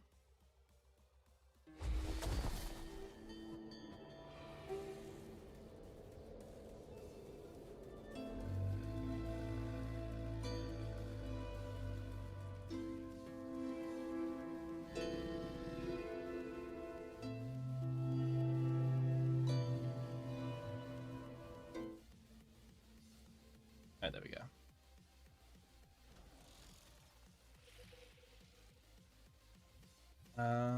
Okay, so ideally another drafted character would be fantastic, but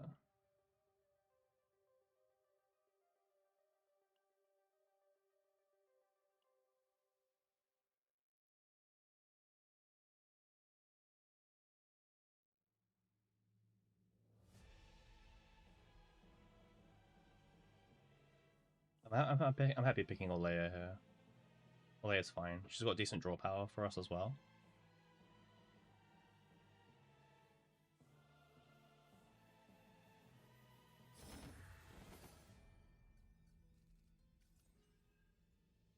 Right.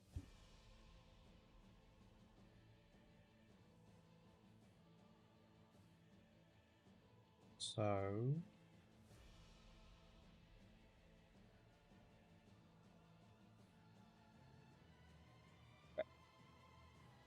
the first card we play every single turn is now free, which is actually quite nice.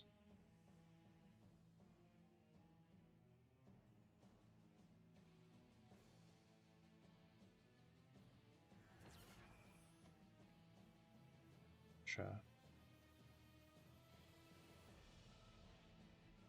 Because we have E1, the Garden of Secrets is also going to cost 0 now, which is really good as well.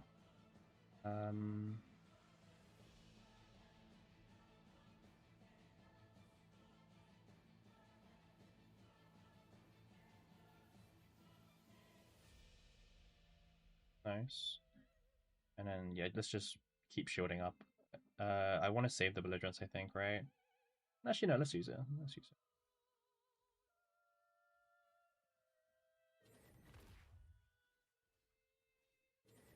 There's like no reason not to really use it here.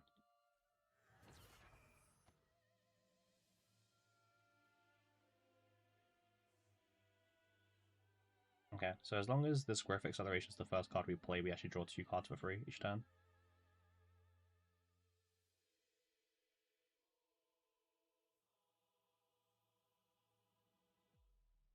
Nice. And then we can just kind of draw everything else that we might need. Right, Draco Strike.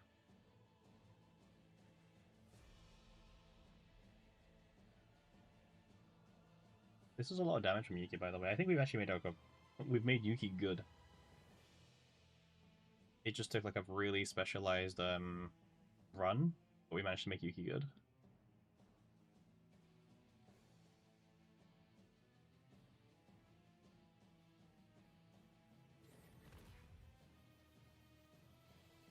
Yeah, this is a really strong Yuki deck we've got now.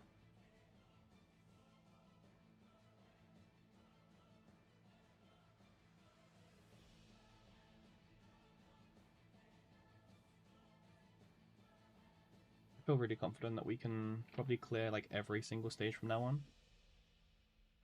The final boss, I'm getting a bit worried about Yuki's stress levels, mind you. You know what? At this point, let's just pick up this Freezing Blade. We don't have a Freezing Blade. We haven't found one all run. Let's just get this one. It's something, you know? It's got combo. It plays itself for free. Like, we haven't found the good Freezing Blade all game, so... Alright, let's take this path.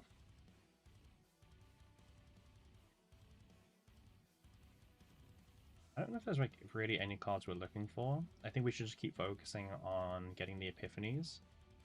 Maybe we can get like a really insane epiphany.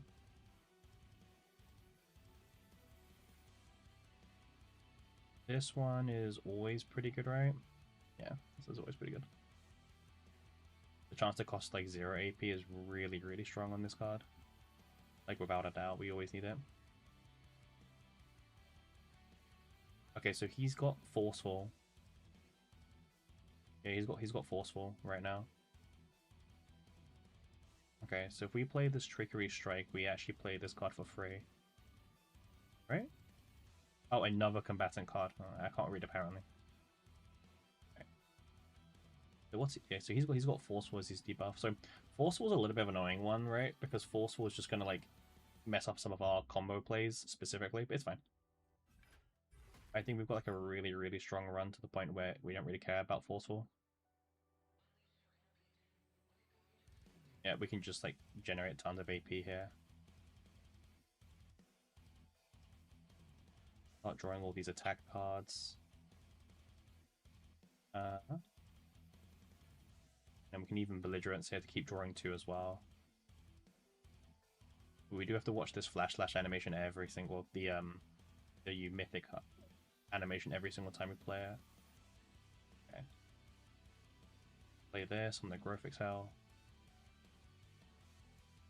Hey, Akan, how you doing? Hope you're well. Hope you're well. We're doing some Sortie today with Yuki. This is difficulty 18, stage 18, risk modifier with Yuki. We've got an insane deck, by the way. This deck is so good. We're just drawing so many cards, I'm losing track of what's actually going on. I'm good, thank you. I wasn't actually going to stream today, but I decided why not, right? Like, it's good to stream. I think it'll be quite fun as well.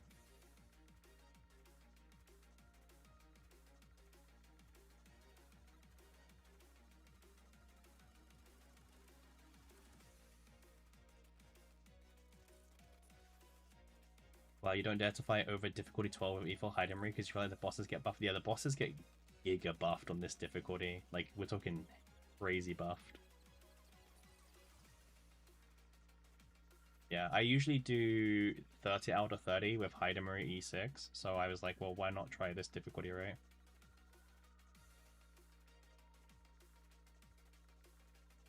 Let's just get rid of this card. Alright, and now we can end. And then Teddy comes to hand. Oh no, it doesn't hand yet. Okay, cool. But as you can see, we're drawing like infinite cards when it's the start of our turn, which is really cool.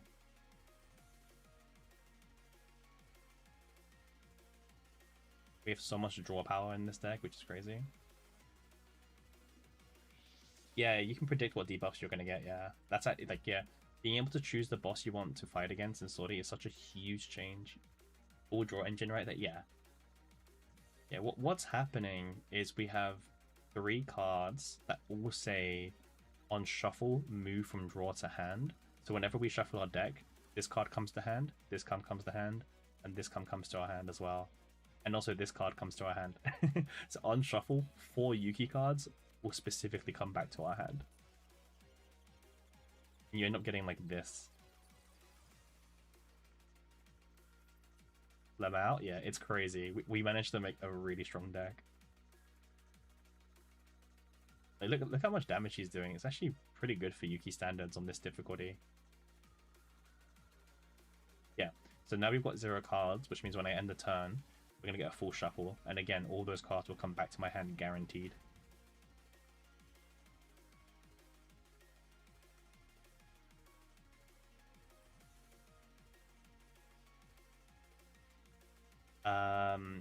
Is it me or is it the stream? Let me know. Is it me? Is my speaking low or is something too loud? Let me know.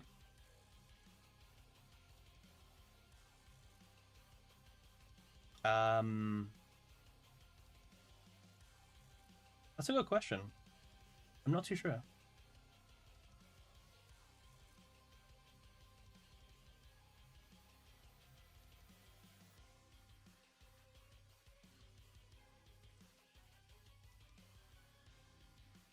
I'm actually not too sure if it's for Sortie. Some of them are all Sortie only as well.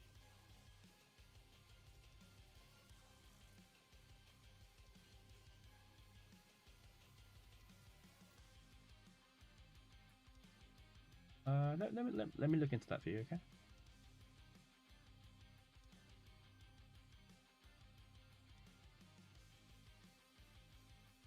Compared to other videos on YouTube. What about this? Is this okay? The game audio is really low intentionally.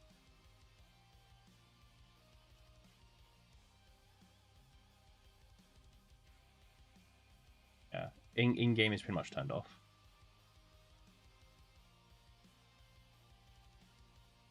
Yeah, no worries, you're welcome. The reason why we turned off in-game audio, by the way, is because Adelhide's voice is like 200% louder than every other character's, so we had to turn it off basically. So you can blame Adelhide for us turning it off. I don't want any of these. Thanks for the heads up. Like I said, I obviously can't hear what you guys hear, so if it's ever too loud or too low, let me know, and I can just change things really easily. Takes like 2 seconds. Like if the music's too loud or if my audio is too low, like just give me the heads up. I'm not a mind reader, right?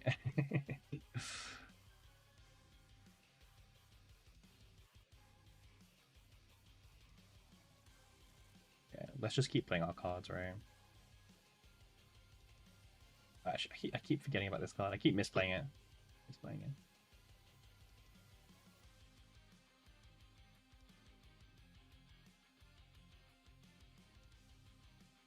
Our goal is to just keep drawing our entire deck. We have so much draw power as well, and that's fantastic because draw power for Yuki is so hard to get as well. So once you can like assemble like this, you're pretty much good to go, I would say, overall.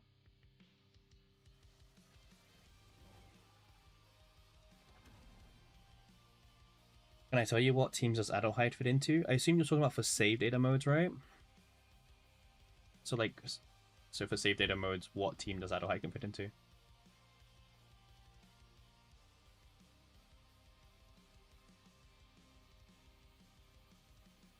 I assume that's what you're asking for.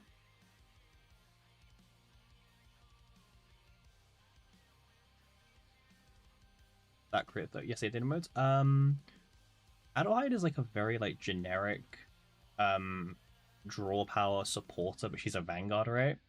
So she kind of like fits into any team where you would want, like, you know, Veronica, right? Veronica's really strong because she has her repose, right? You know, the repose that draws and also gives AP. Well, she can also do a very similar build, right? Where she can get AP and she can draw lots of cards. Like, I'll show you some builds after I've done with this run. This is the final stage.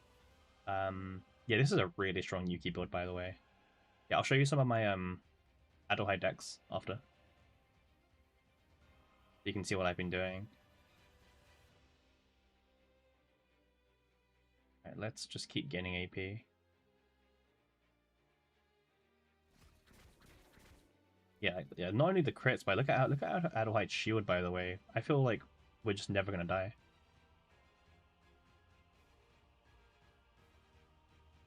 How's Global Great Rift? Asia is 1.63 running Dominion.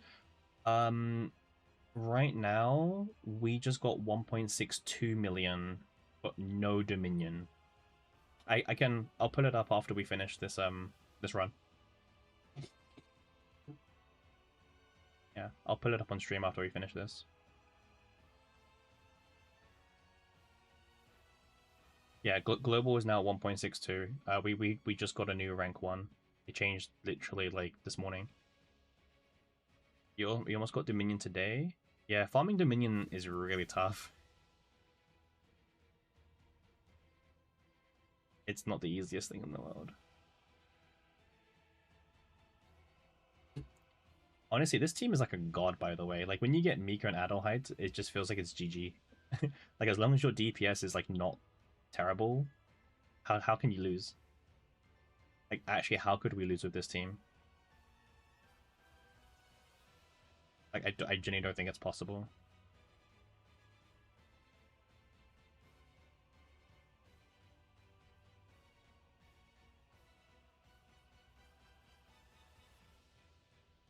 Oh damn! Look at all that damage. Oh my god.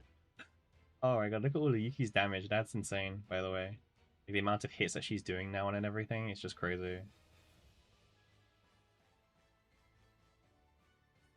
Is Yuki on raids? Okay. So first of all, remember that she has the Sortie buff. So on top of this, her crit chance is increased by 20%, right? So this is her Sortie. Um, so she has 38% crit chance. And I also have this armor. If I'm at max health, I get plus 30% crit chance. So my crit chance is even higher. Really cool. My Yuki's stress levels are a bit, well, stressful, but it's okay.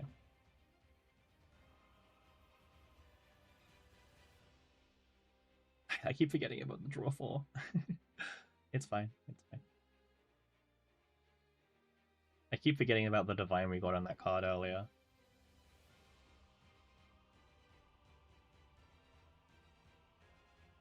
Damn, unfortunately the other guys will take 0 damage. Yeah, it's basically almost 90% crit chance. Yeah. My Yuki's, look how much she's critting, by the way. You can even see it against the shield. It's just non-stop critting. Yeah, our crit is ridiculous.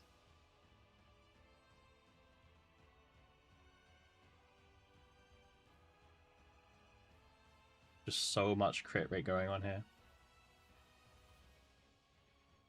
Non-stop critting. Look at this, we play one card and she does all of this, by the way.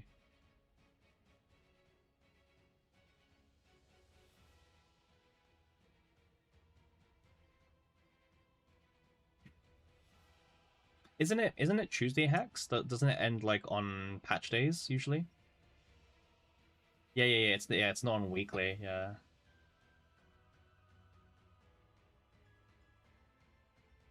Yeah, it is Ekan. It is.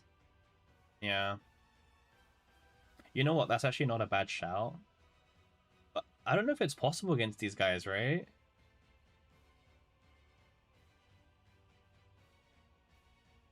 We can try.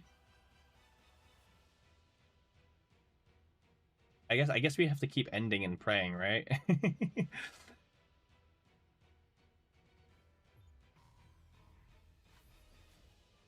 As long as she keep, yeah. Oh, they just stall. Okay. And then they self destruct after a while.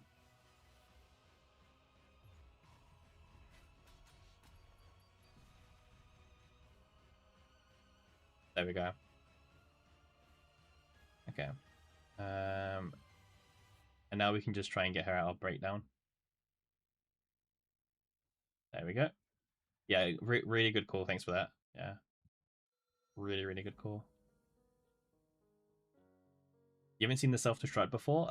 Yeah, they what's that Pokemon? You know, like the self destruct in Pokemon. It's like that.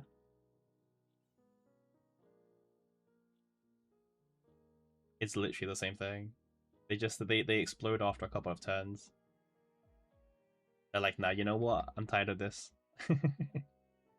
I'm tired of this.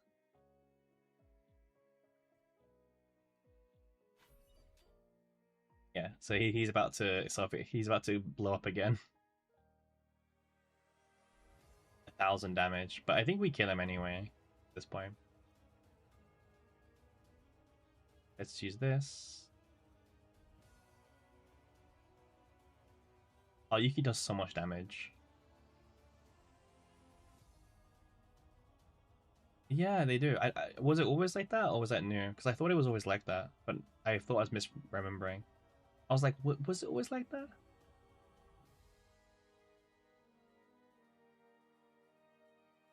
Okay, how much damage can Yuki do? Let's see.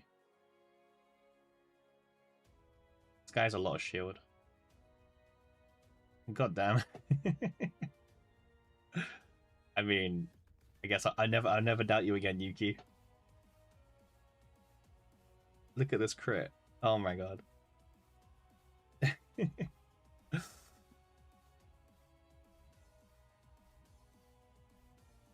Hmm. Do I really need another iceberg cleave? To be fair, no, because we actually want the deck to be as small as possible for consistency. I don't really want any of these cards. Yeah, our deck is really good. Maybe you're right. Maybe they changed it recently.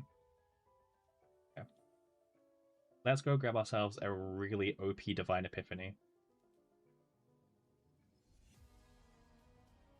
Ooh. Combo is really good. Attunement and 3 morale is also really good.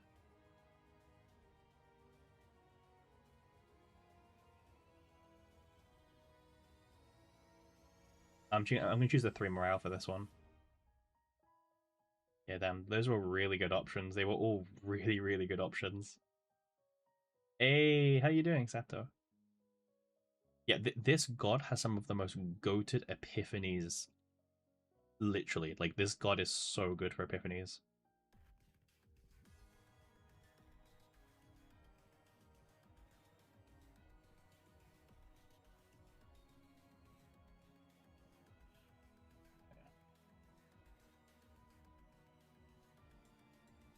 Yuki doesn't even have like a good accessory this whole time. We got a gecko. Finally got a gecko.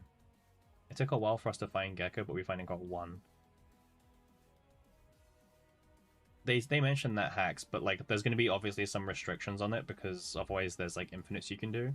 So there's going to be some restrictions. Yeah. All right, final boss, guys. Okay, this is it. We've made it. Final boss. All right, let's just use this to get rid of the 1 health shield they will have. This is it, guys. The final boss of 18 risk modifier. Can we clear it? This is the first run of the day.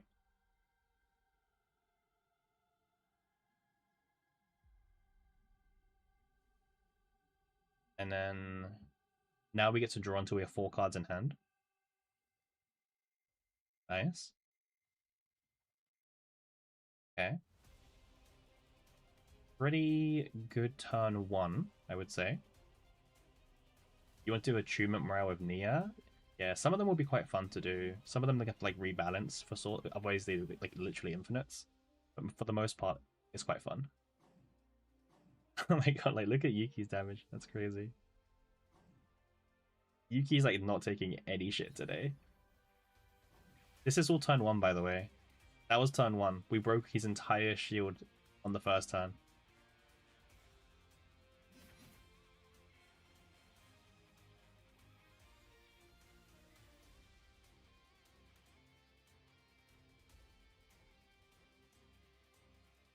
Do you buy stamina of your crystals to play Sortie? No, I don't. No. Okay, so guys, this is the combo, right? So you see my deck, right?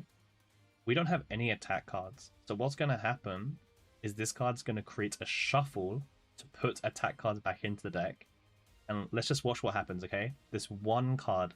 Let's see what it does. One card, draw 3.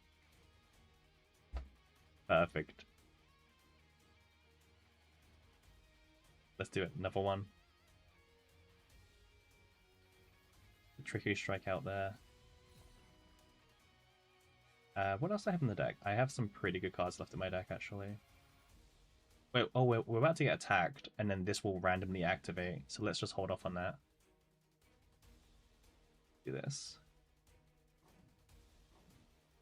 Nice. Now we can do this.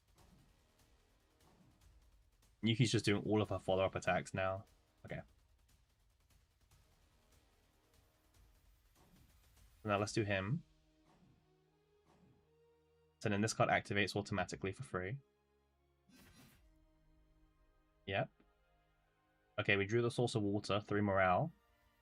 Okay, I'm actually kind of curious how much damage is this going to do, because we're going to crit every single hit.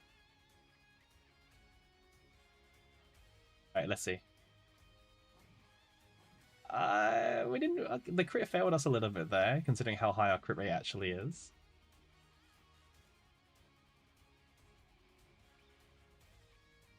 This is pretty good here.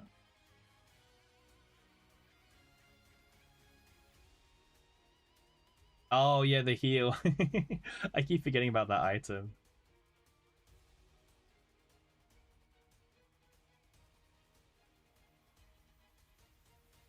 This is turn 2, by the way. Can we just like talk about that for a second? This is turn 2.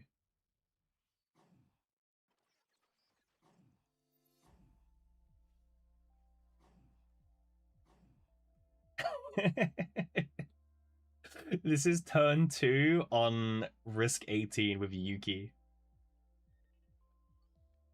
Pretty good. Pretty good. And look at our hand size when we draw. Oh my god. You have one hell of a deck. This deck is nuts. Because like, look, he's doing so much damage, but we can just go like, okay, well, we don't really care. Like, we just don't care. Okay, let's go up to full health.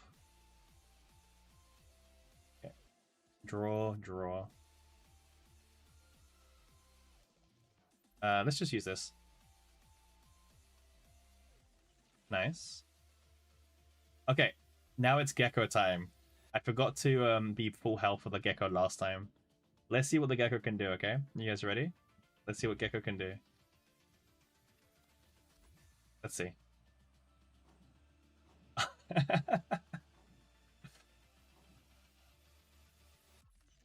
Hey, that's pretty good. You're currently witnessing Godly Sortie run of Goddess Yuki. Yeah, this run is crazy of Yuki. Like, she's just completely going off.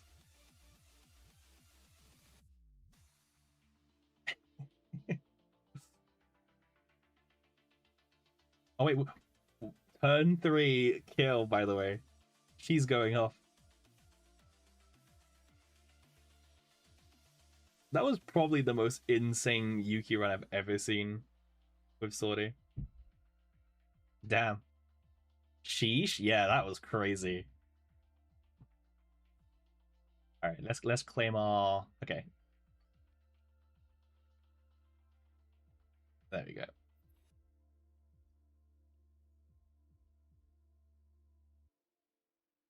God tier Yuki? Yeah, God tier Yuki. That was literally the most goddiest of god Yukis you could ever see in your life. GG? Yeah, GG. Yeah, this Yuki deck build was so good, right?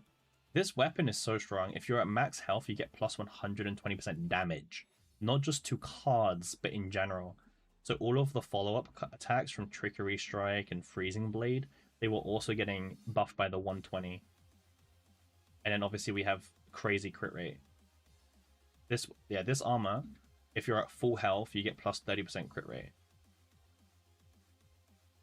So in total, we would get like, I mean, we can work it out like.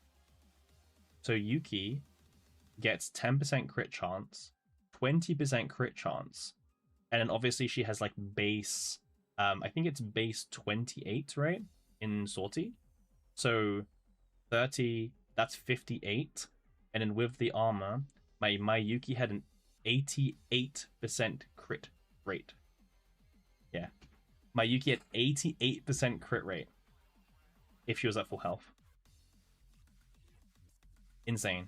Like 88% crit rate is ridiculous. Yeah, that was crazy. Okay, so I had a few questions. I think someone asked me about Adelheid, right? Oh, so yeah, base 98% crit chance. Yeah. So my Yuki had 98% crit chance if she was at max health. That is ridiculous. Yeah, 98% crit chance of Yuki.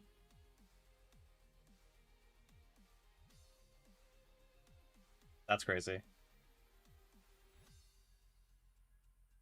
You know, if she had those buffs, she might actually be very strong in real game.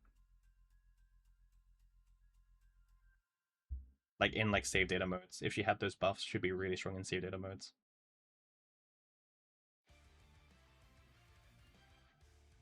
You want to see some Adelheid decks? Sure.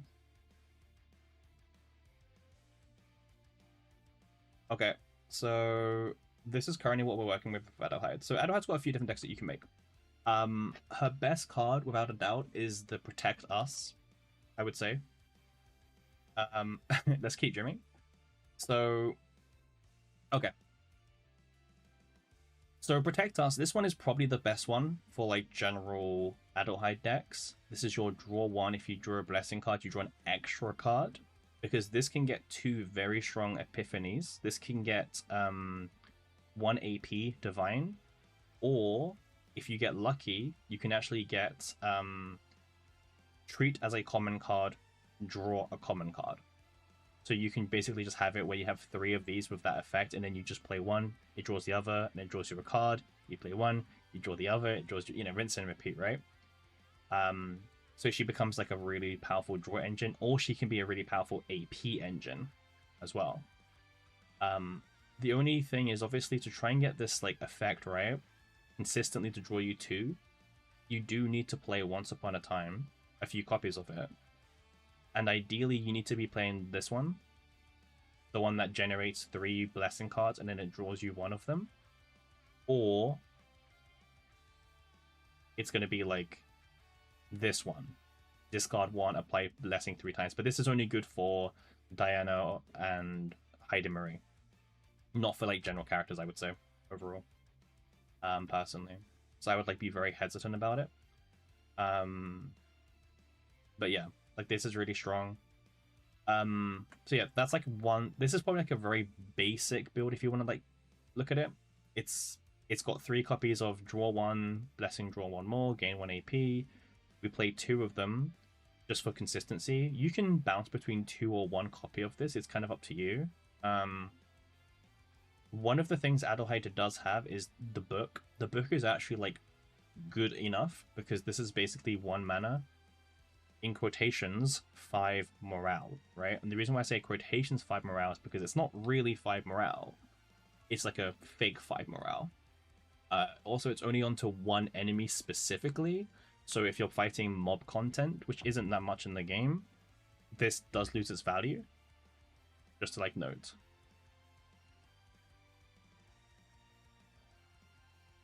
So you got to be kind of careful about that, where like it is 5 morale, but it's not.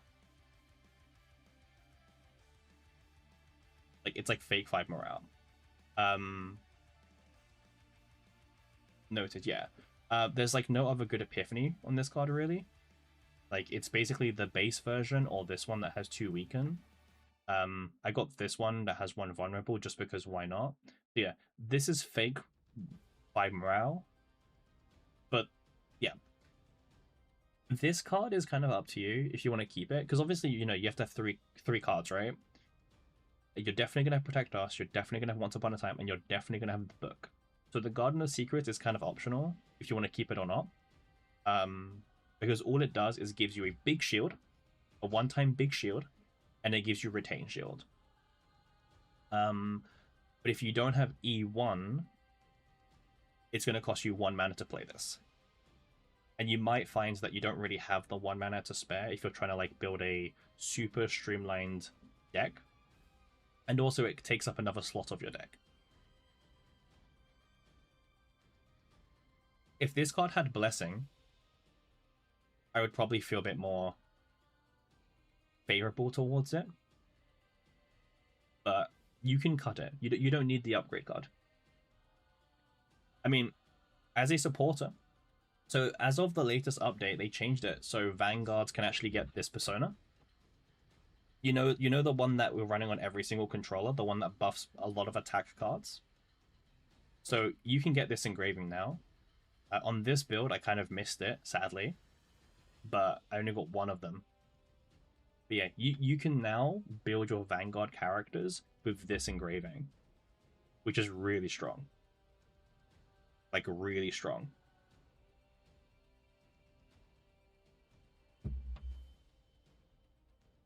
Because if you have a maxed out of this persona, you basically have like 7.5 morale.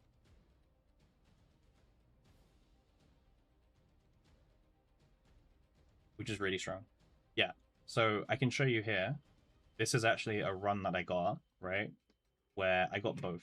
So this is a 1 mana, 7.5 morale for this season. And then you can combine it technically with this. So in theory, against one boss, Adelheid can give you 12.5 morale. But it's going to cost you 2 AP to use both of the cards, and both of these cards don't draw into other cards, right? So, yeah. So it's something that you want to keep in mind of. Like, this is a strong combo. Like, 2 mana for 12.5 morale is really good, but it is 2 mana, and you also, it's 2 cards in your deck that won't draw into other cards. So you might want to play her alongside someone who can go draw positive. Like, that's why this card's really good. If you get the treat as a common card, draw a common card, but then if you're doing that, it means you don't have the AP. So yeah, I would say she works best in teams where you're doing one main DPS and two supporters, and she is a really good supporter, and you can change what you want on her.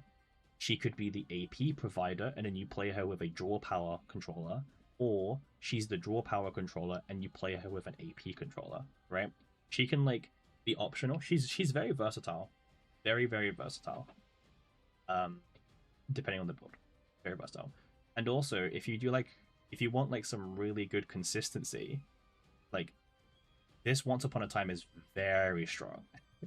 It always starts in your hand, and it lets you choose any card in your deck, and it adds it to your hand. So this is 0 mana Joker.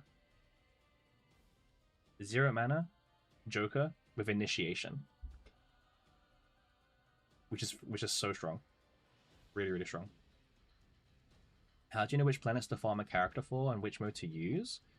It depends on the character. In terms of how do I know, are you asking like how do I know which planet works best for which character? Is that what you're asking? Like, for example, when Adelheid comes out, I know like, oh, I should go farm there. Shield is based on defense, but your max shield is based on 2 times your max health. Yeah. To be honest with you, my guy, it's kind of like based on knowledge. Like, I've played this game since it came out, right? So I just naturally know. But okay, here's the best piece of advice I can give you. The best planet for DPSs is the Swamp. Swamp is the best planet for DPSs in terms of the best available gear, right? So if you're talking about them, you want to go to, yeah, not Burning Life, it's the Swamp. Yeah. So the reason why Swamp is the best for any single DPS in the entire game is because in the Swamp, you can actually find this weapon plus 12% crit damage. You can also find this armor plus 6% crit chance. Again, crazy. And you can even find the Verdant events, where there's 3 of them. The regular version will give you the choice between these 2, which is extra attack on odd or even turns. Or, if you get the mythic version of the event, it's just a straight up plus 12% attack. Yeah, Sprout's Nightmare is also pretty good. Yeah, Sprout's Nightmare is also a pretty good like thing to reference. Let me see if I can just like put it in. Yeah, this spreadsheet's pretty good as well. It's a lot of value. It's a lot of good information on here. But yeah, so for DPSs, you pretty much always want to do the Swamp if you're trying to min max. However, please do keep in mind that for seasonal modes, right? Yeah, but do keep in mind that when there's a new seasonal mechanic, the new planet will technically always be better for the mechanic that you're trying to get. So, for example, in the new planet, there's a lot of credit events, so you can go through the shop a lot more, and there's even a few more engraving events than normal, right? So you can try and find the better engraving. And max sounds lower. People have been saying that a lot. Let me see. I think it sounds fine, but let me see.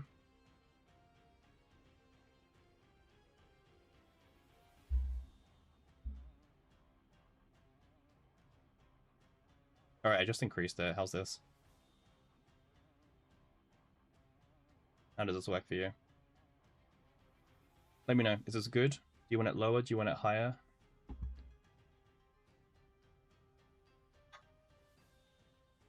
I'm here for all feedback. Let me know.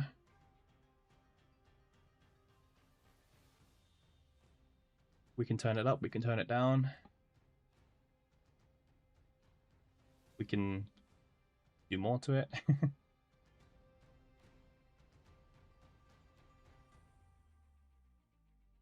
Someone also mentioned about my Heidemarie's stats, by the way. Before I forget.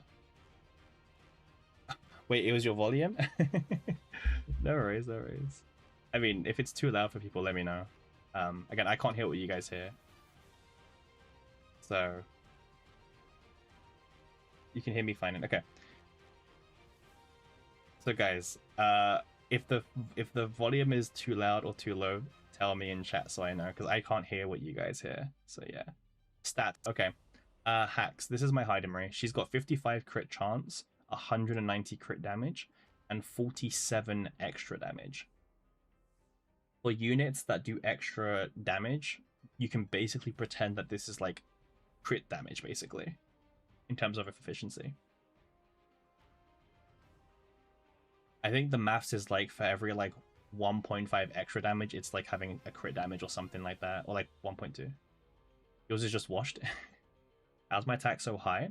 So I've opted for not going for the passion. Technically, it's based on your substats, but just choose whichever gear you have better subs for. If you have better subs on attack, attack is better for you. If you have better subs on passion damage is better for you. Because of the recent buff to partners and how they're calculated into your base attack nowadays, attack percentage got a huge buff. Before that update, it was pretty much better to go for elemental on every gear 5. But since they've changed the partner calculations and how they work, attack got a huge buff. So attack is a very viable stat on your 5 now. Very, very strong. It's not me telling you that attack is better than elemental advantage. It's me telling you that attack is now equivalent to elemental advantage. So just choose what better substats you have. This is your Heidemarrie. Let me see.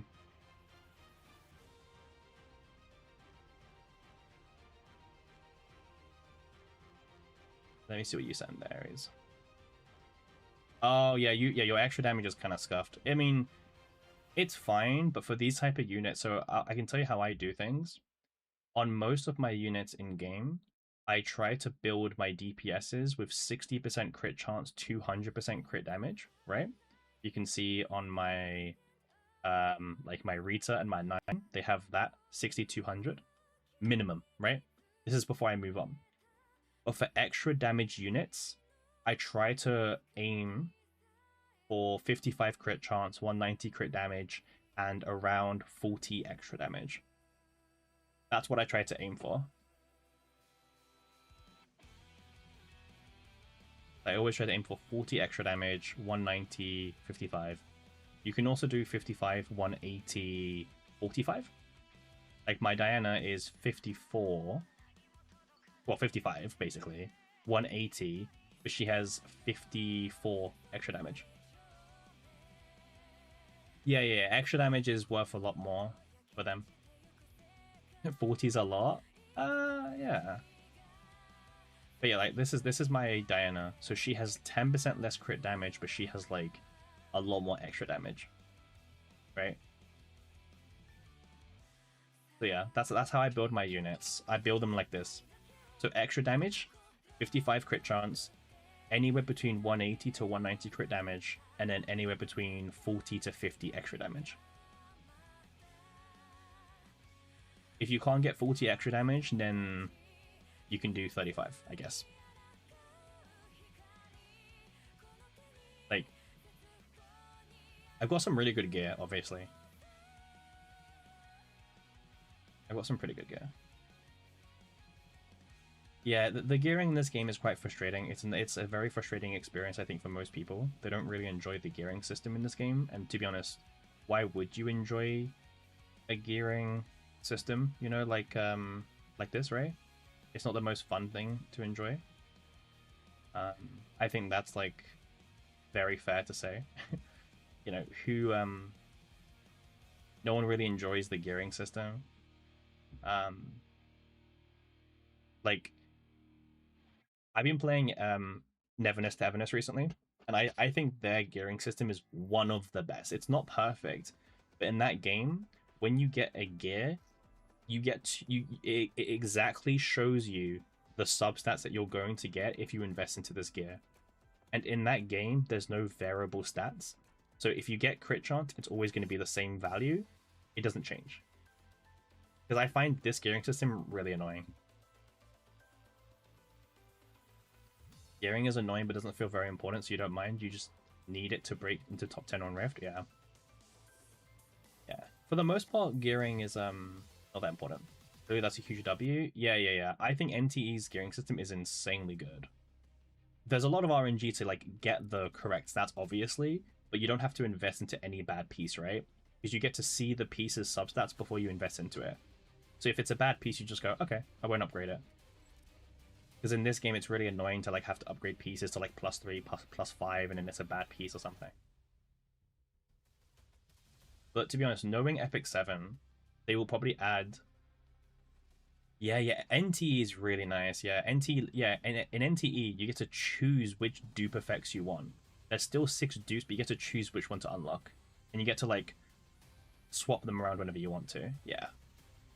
Yeah, they did really good on that game. And there's no 50-50 as well. There's no 50-50 on top of all of that. They did do really good. Yeah, it's open world games isn't for everyone, hacks. I like open world games personally. So NT, well, I don't love them, but NT was a bit more unique for me, which is why I played it. But yeah, it's not for everyone. It's not for everyone. Was there any other questions anyone had about my stats, my characters, my decks before we move on? I don't want to like forget anyone's requests, you know. Some people want me to do this and that, and I can sometimes forget because there's a lot of requests coming through. But I think that was everything. I think people wanted to see Adelheid decks and Hydemery stats. I don't think there was any other requests personally. I think we're good. I think we're good.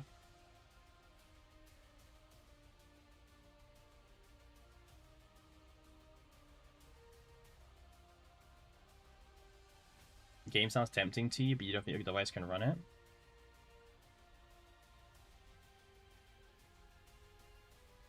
I mean, I don't know what your device is. And like, I don't know what kind of like graphics card and stuff you have.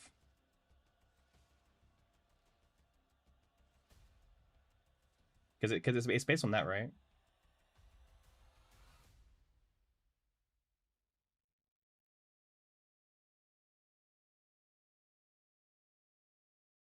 You have a gaming laptop with 3050 Ti? Oh, I'm not so sure. Maybe you could run it. Oh, it gets heated way too quickly? Okay, maybe not. Maybe not then. My bad. Maybe I changed my mind. I changed my mind. Maybe not.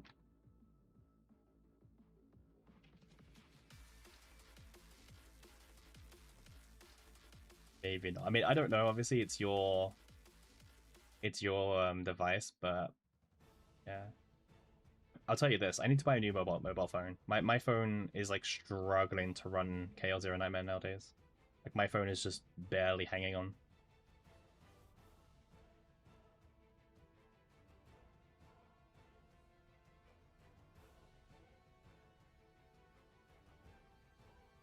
You played WoW for 2 years, but it got too big and heavy for your taste.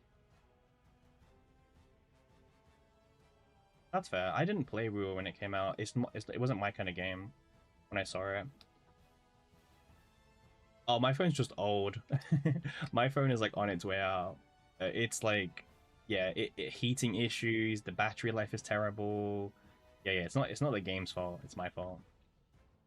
Imagine like lagging on CZN.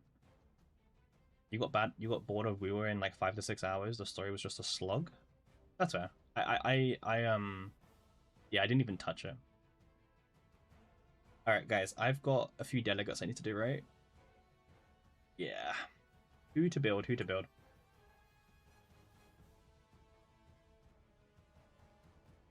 I was trying to do this Diana comp for Great Rift,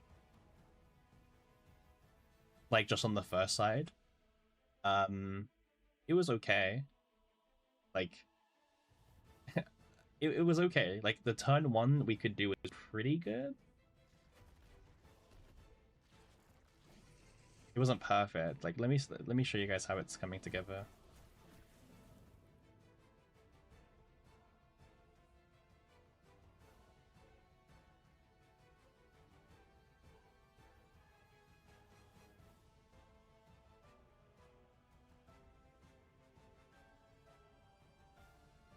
It kind of depends when we milled the Persona card. I'll see the Persona card was the very last thing we milled, right?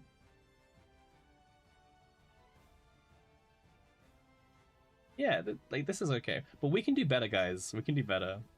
42k turn one with Dreamward.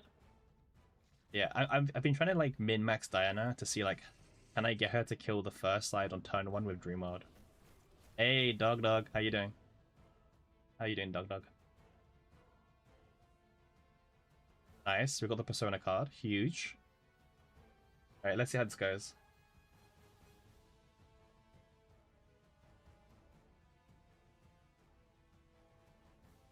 So this is yeah, this is my turn one left side rift attempt with Diana.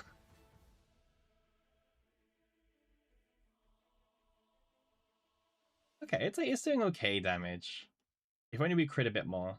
Yeah, I can do this with it right now. Turn one roughly.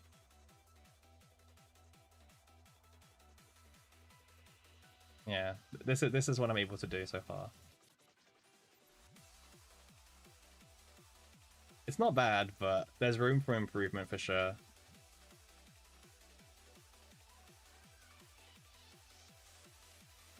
Over 200k in round one, yeah. Yeah, for a Dream World deck, by the way.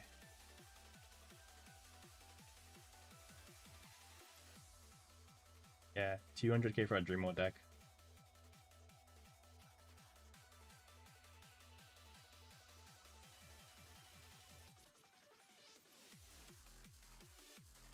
It is kind of crazy, but I wish it was more consistent. Like, I wish we could kill him.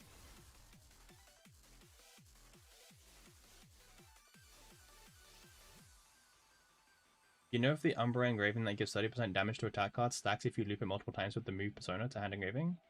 Um, it does for that turn, right? I would have to pull it up again. Yeah, I mean, if I want my fast dailies, I just use this team, by the way, right? If I want really fast, my fast 300k in dip.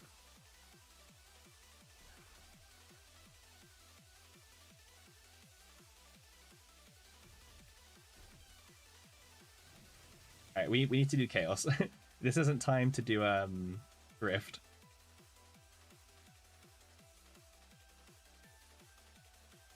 Okay. Give me a sec, guys.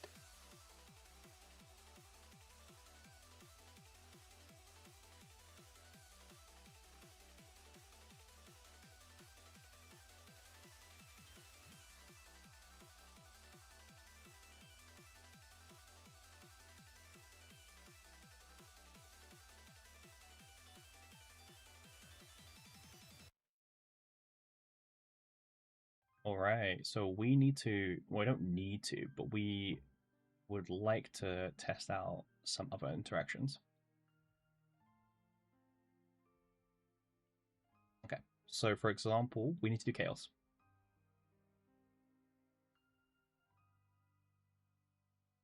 Who are we farming on Chaos? That's the question. Um,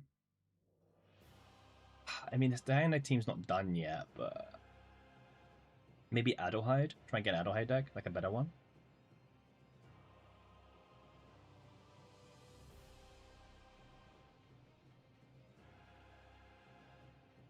Yeah, let's try and do it better. Let's try and do a better out of high deck.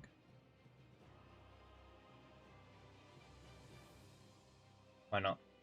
We're gonna try and look for the one that says common card they draw a common card, treat as a common card. That one.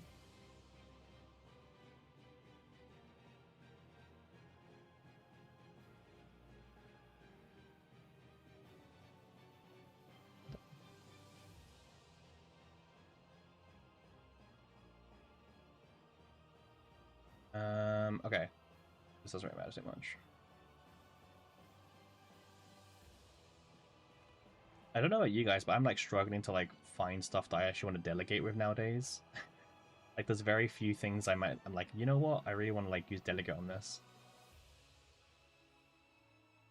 Which I didn't think I'd be saying that like I'm running out of like things I actually want to farm for. But like what am I farming for? Like season 3 is like nearly over. We're like halfway into the season now.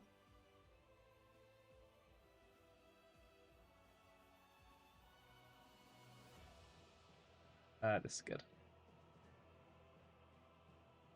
Well, you can get action slow as well, to be fair. Same dog? Yeah, like what do I farm? Like, I don't know.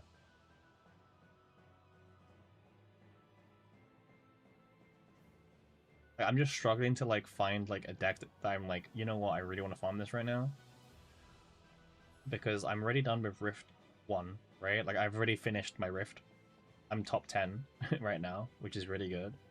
I have no intentions of trying to beat that, to be honest. Like I'm done with Rift for now. Um so yeah, like what else do I do, you know?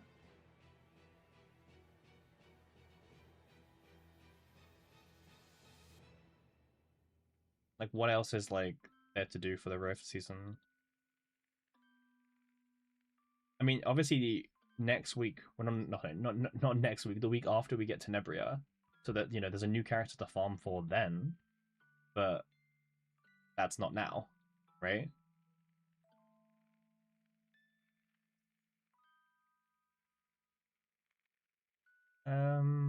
This is okay.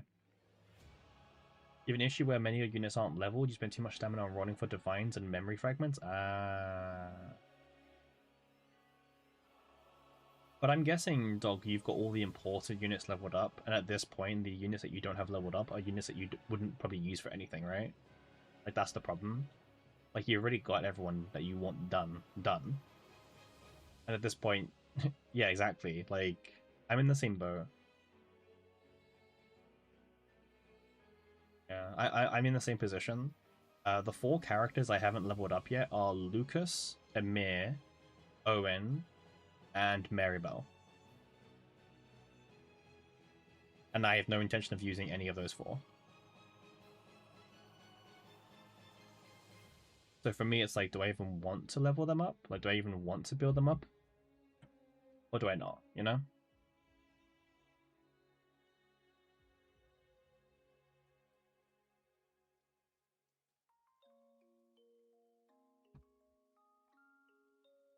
Let's take the remove event.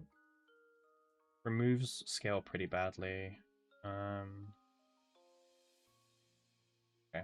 So we have the card that we want to try and get protect us, but we haven't got the divine yet. You're just leveling characters like Hara and Magna for random fun meme builds now. That's probably what you're meant to do. That's what I'm meant to be doing as a content creator. But like, I don't know. I haven't really uploaded anything new for a while now. Yeah, I don't know. I don't know what to make a video on, to be honest. That's like the biggest problem. Like, what is worth making a video on? And to be honest, I don't have any idea.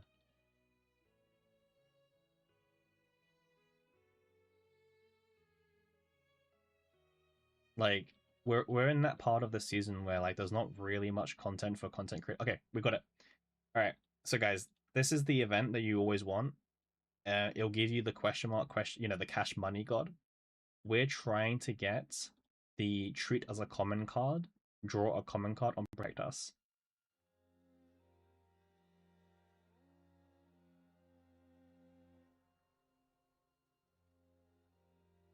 Uh,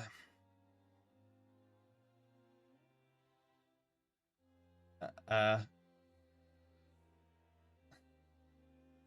sure. Not really the one we wanted.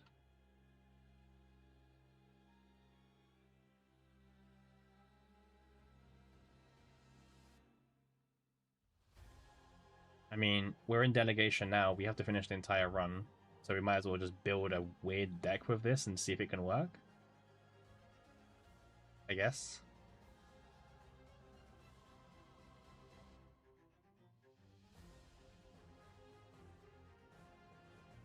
Um,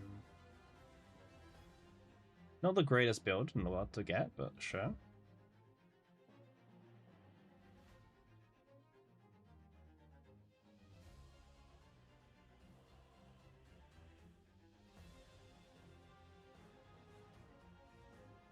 Mm-hmm. Okay. Let's meditate. I guess this.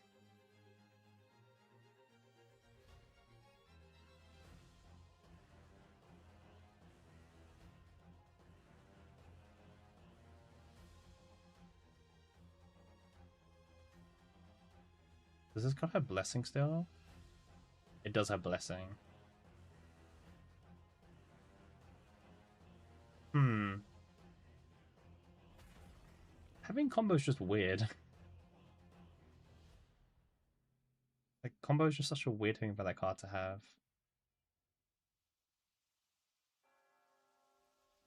I don't know how I feel about this build. This is kind of just cope. It's a 0 cost with an extra step. I know, right?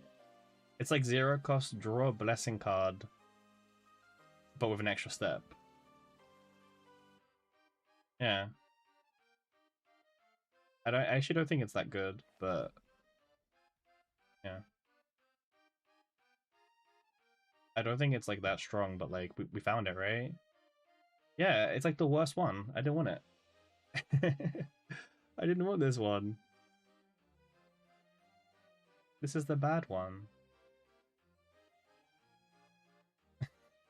Yeah, dog. I didn't want this one. Like, we just downgraded our card for no reason. That's annoying.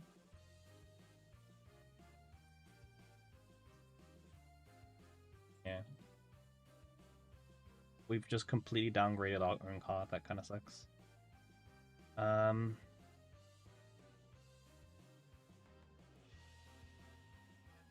Let's see if we can find. Well, we still need to try and find the right persona, by the way. We've got really bad luck on the persona so far. As usual.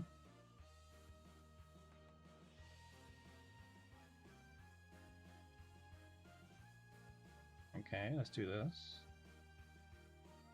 I guess this one? I don't know. This thing whole feels like cope now. And welcome everyone. We're just doing our delegations really quickly before reset. I hope everyone's excited for weekly reset.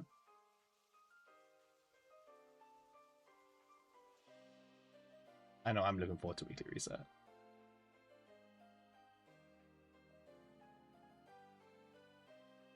Alright, let's keep.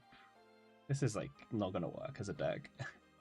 This deck is like just not gonna work. I'll be honest with you guys. We're trying. But we're not getting the right engravings. We're not finding any Lux gear. Nope, no Lux. Well, I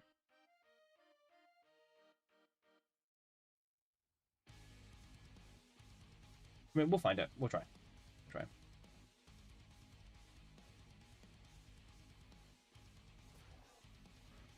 All right. Can we get the engraving, please? Nope. Nope. No engraving for us.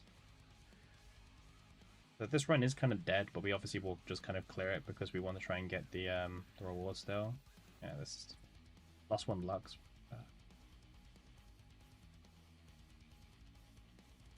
I mean, there's still a chance, actually, because we've still got a couple of elites left. Well, not elites, but like event opportunities.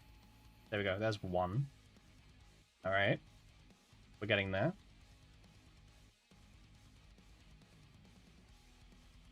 Sure. This bit doesn't really matter. Pick whatever you want for this.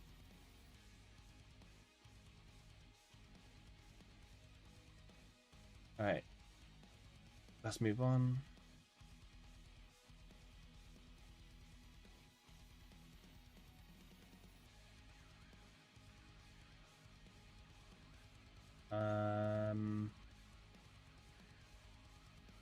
It doesn't really matter which weapon we use. I guess this is technically the better weapon for Agony set.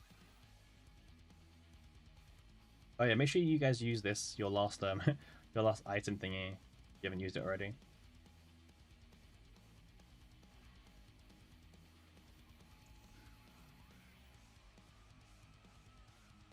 Alright, come on. Nope.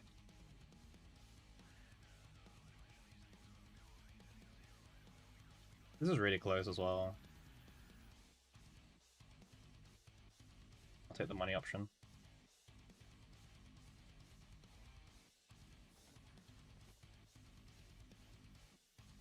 Alright, the final chance, I think, right? There we go. Alright, well, we managed to make the thing. But it's not actually done yet. Alright, the persona's done, but we still need to get some Lux gear.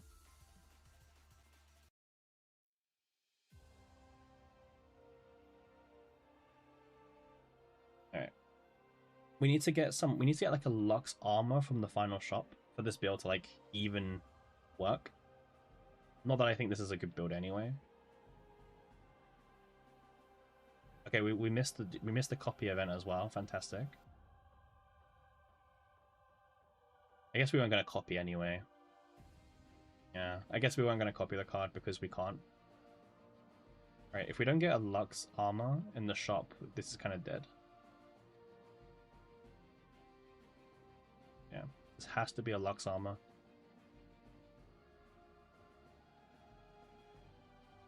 This is good, but not the armor that we're missing. Oh, actually, this works. +1 Lux on a Lux is actually, this is all we need. There we go. Alright, we've got enough now. Now I can just do whatever I want to. Alright. Yeah, we can just use anything we want now. Are you winning, son? I don't know, man. This is the divine that we got. It's like really bad. For the next 3 blessings, draw a blessing, apply combo. It's not the greatest build, but like, eh. It's not the one I wanted.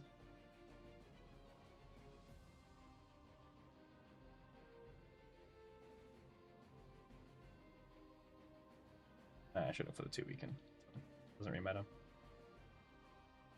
Yeah, I don't know if I'm winning remove, I'll be honest with you. This build feels really meh, to be honest.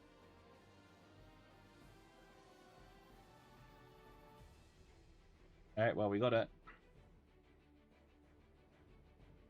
Alright, the question is... You're also perma-farming Sortie today? You're trying to hold Masters? Nice. What's your score remove? And are you global or Asia?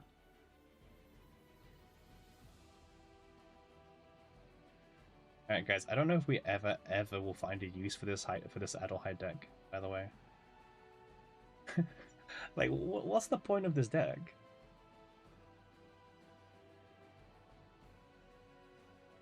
Like, what does this deck do?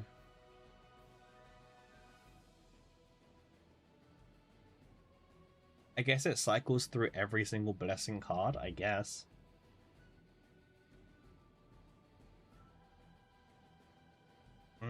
Are you an Asia or global remove?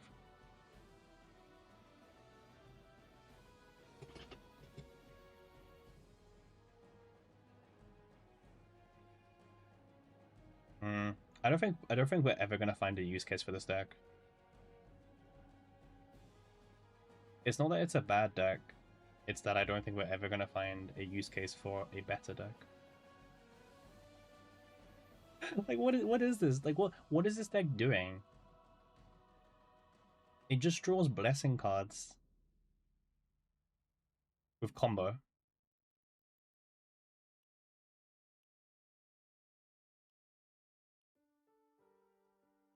That does not feel worth it, I'll be honest with you. I'm a bit upset. I think 1.35 will be enough for Masters, personally. Yeah. If you get 1.35, I think you're super safe. 1.3 is a bit risky. A bit too risky, I'd say. But 1.35 I think is really safe, actually.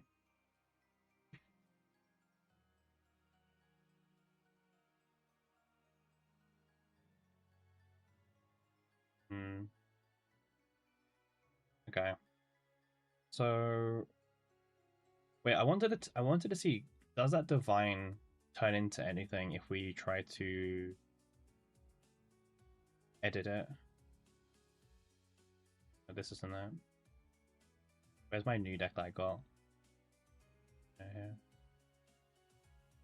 Absolute mess of a deck, by the way. Nope.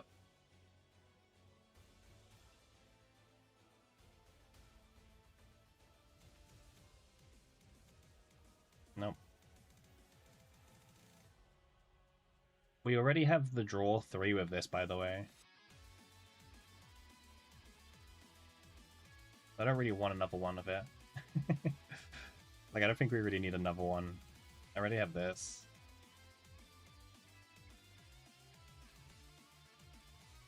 Yeah. Oh well. Let's go back in. Let's go back in. Yeah, we've actually got quite a lot of good adult high decks, mind you, right? Like, we've got this one, which I don't think is ever going to be useful. This one, which is a bit more useful. You might want to remove Garden of Secrets, I'm not too sure. This card's kind of weird.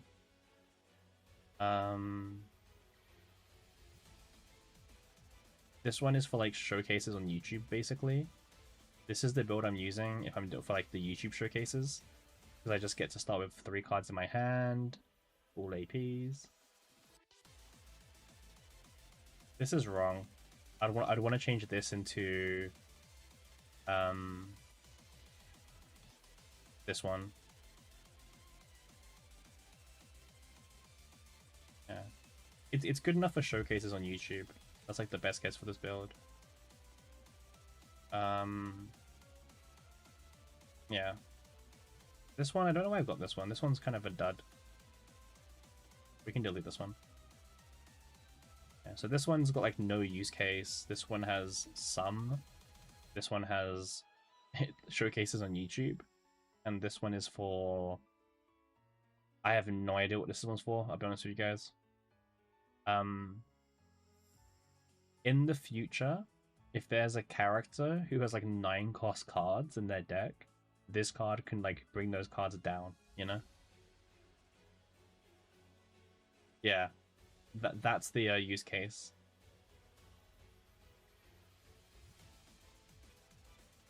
Absolute cope, yeah, it is. It's very cope though. All right, let's get back into the mines for Adelheid. We're not playing Clover on her because she can't proc Clover. Like, she has no way to proc Clover in her cards, so there's no reason to really farm an Adelheid with Clover. So we're just farming Seasonal Chaos. This deck also does have tentacles, but unfortunately, wrong Epiphany. And I think burning Epiphany items would be a waste for this card. Okay, let's go in and farm Adelheid again. We want to find a tier 15. There we go.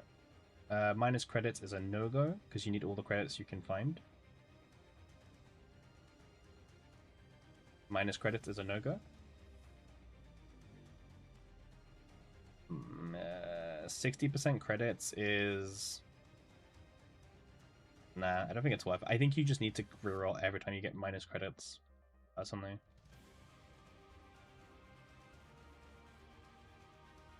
There we go. Alright. Let's see if we can find the Adelheid deck that we're looking for.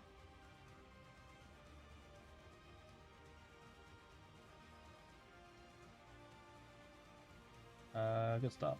Take out 2 really bad cards out the deck.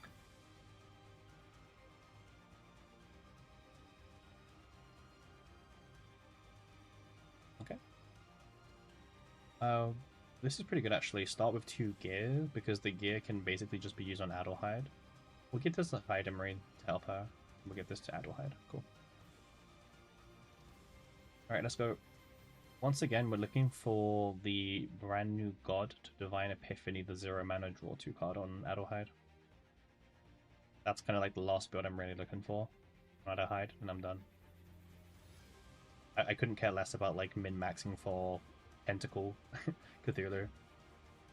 I know some people like to min-max their farm, so they try to find Tentacle, but I don't know. I'm not a Tentacle enjoyer personally.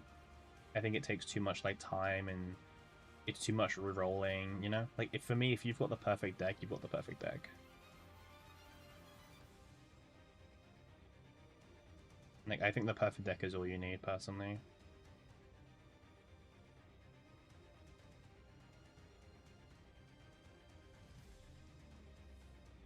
Yeah, I should have taken the vulnerable counter action then. Okay, this is kind of bad. We got the Epiphany already on the card. This means we can't pick this card for the event. Okay. We have to roll this card every single shop, basically, now. That's the card we're trying to build, by the way. Yeah, so now we need to re-roll that card every single shop we get.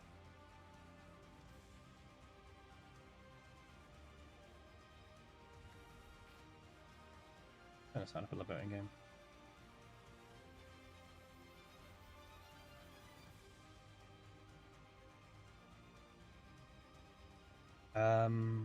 Right, Persona card.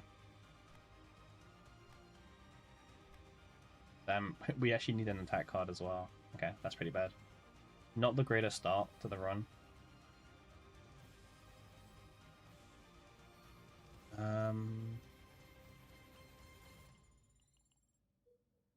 Yeah, not going the greatest so far. Everyone who's just joined in. We're trying to like go for like a specific build on Adelheid, but it's proving to be a bit more difficult to find it than what we want. This one's good. Lux +1 Lux is always really good.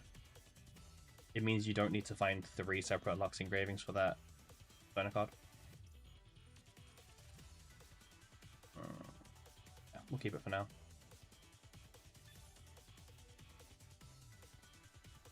Always choose the remove event because you will end up needing more removals. Really need campfires. Like, really need campfires. There we go. Okay, we've got 1 campfire coming up, but I think this is like the boss one, right? Yeah, it's the boss one, unfortunately. Let's just pick Death Brand at this point. We need to pick an attack card to even just start, like... Beggars can't be choosers, you know?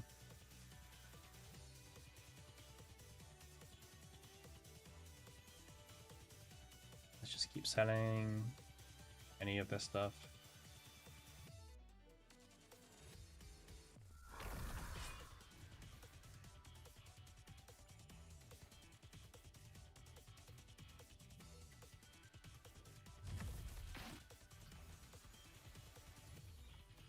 Alright. But we don't need a Persona card. We need to find the engraving at this point. Nope. Sorry, guys. I think we need to reroll the Adelheid card. That's the priority.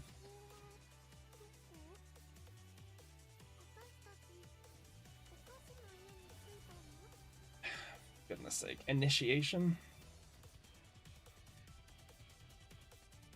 It needs to be the new god. It has to be the new god only. Like, only the new god works for this build, by the way.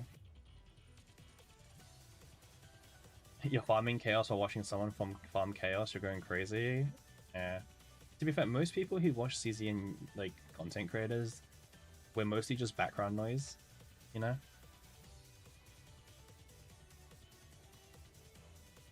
Like, we're mostly just like put there as background noise. You just have us on in the background basically while you do your thing. That's like kind of what most content creators are used for.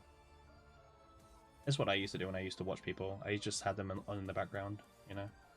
Someone else going through the same struggles as yourself. I don't want to finish this run anymore.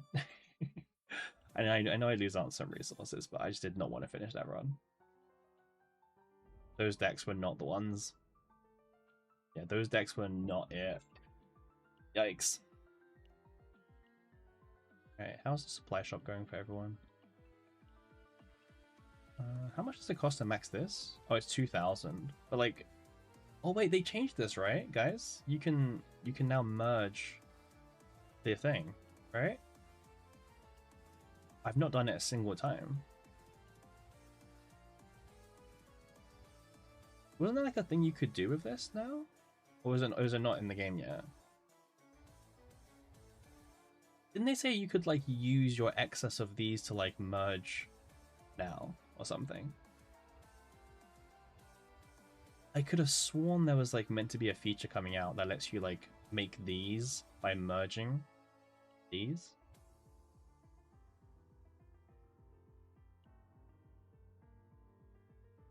I don't think I'm going insane about that. I'm pretty sure there was like a feature or they announced something.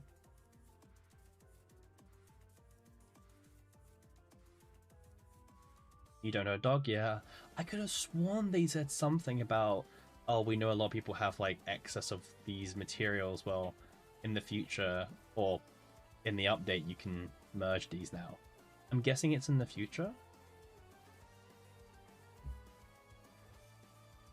Yeah, I'm gonna guess it's something in the future. I'm gonna assume it's the future.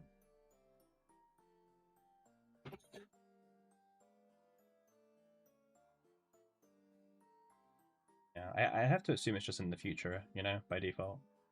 Because it's not in the game right now, so I have to assume it's something in the future. That's annoying. I guess I just don't buy anything from the shop yet. Have done my excursions. I think I've done the excursions for the week. Yeah, guys, make sure you've done all your weekly stuff. Make sure you purchased all the weekly stuff that you guys are looking to buy, because, well, it's weekly reset in 15 minutes.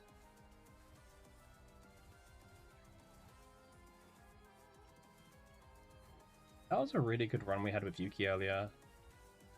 Like, stage 18, that felt really, like, smooth. That was a really good Yuki run that we did.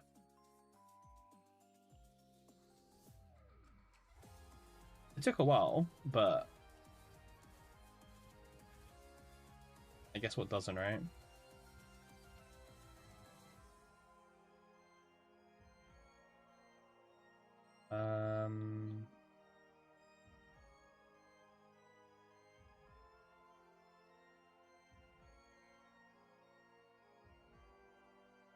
We were currently farming tower with this, but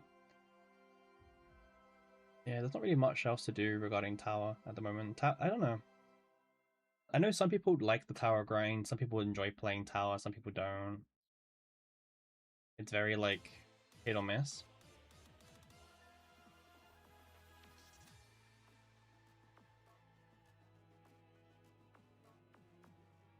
Very hit or miss. Going for 3 hours. Okay. I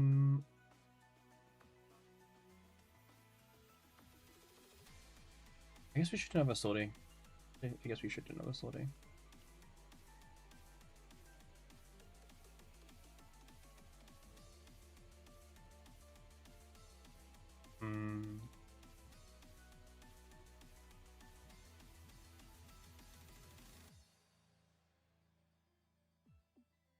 Mind you, Okay, I've just had something come up. All right, I'm probably gonna have to end stream. Something just came up. A bit sooner than expected, unfortunately. That's fine. I might be back on later. We'll see, depending. No promises also. But yeah, hope everyone's well. Yeah, I'm going to stream very quickly. I'll be back maybe later. And yeah.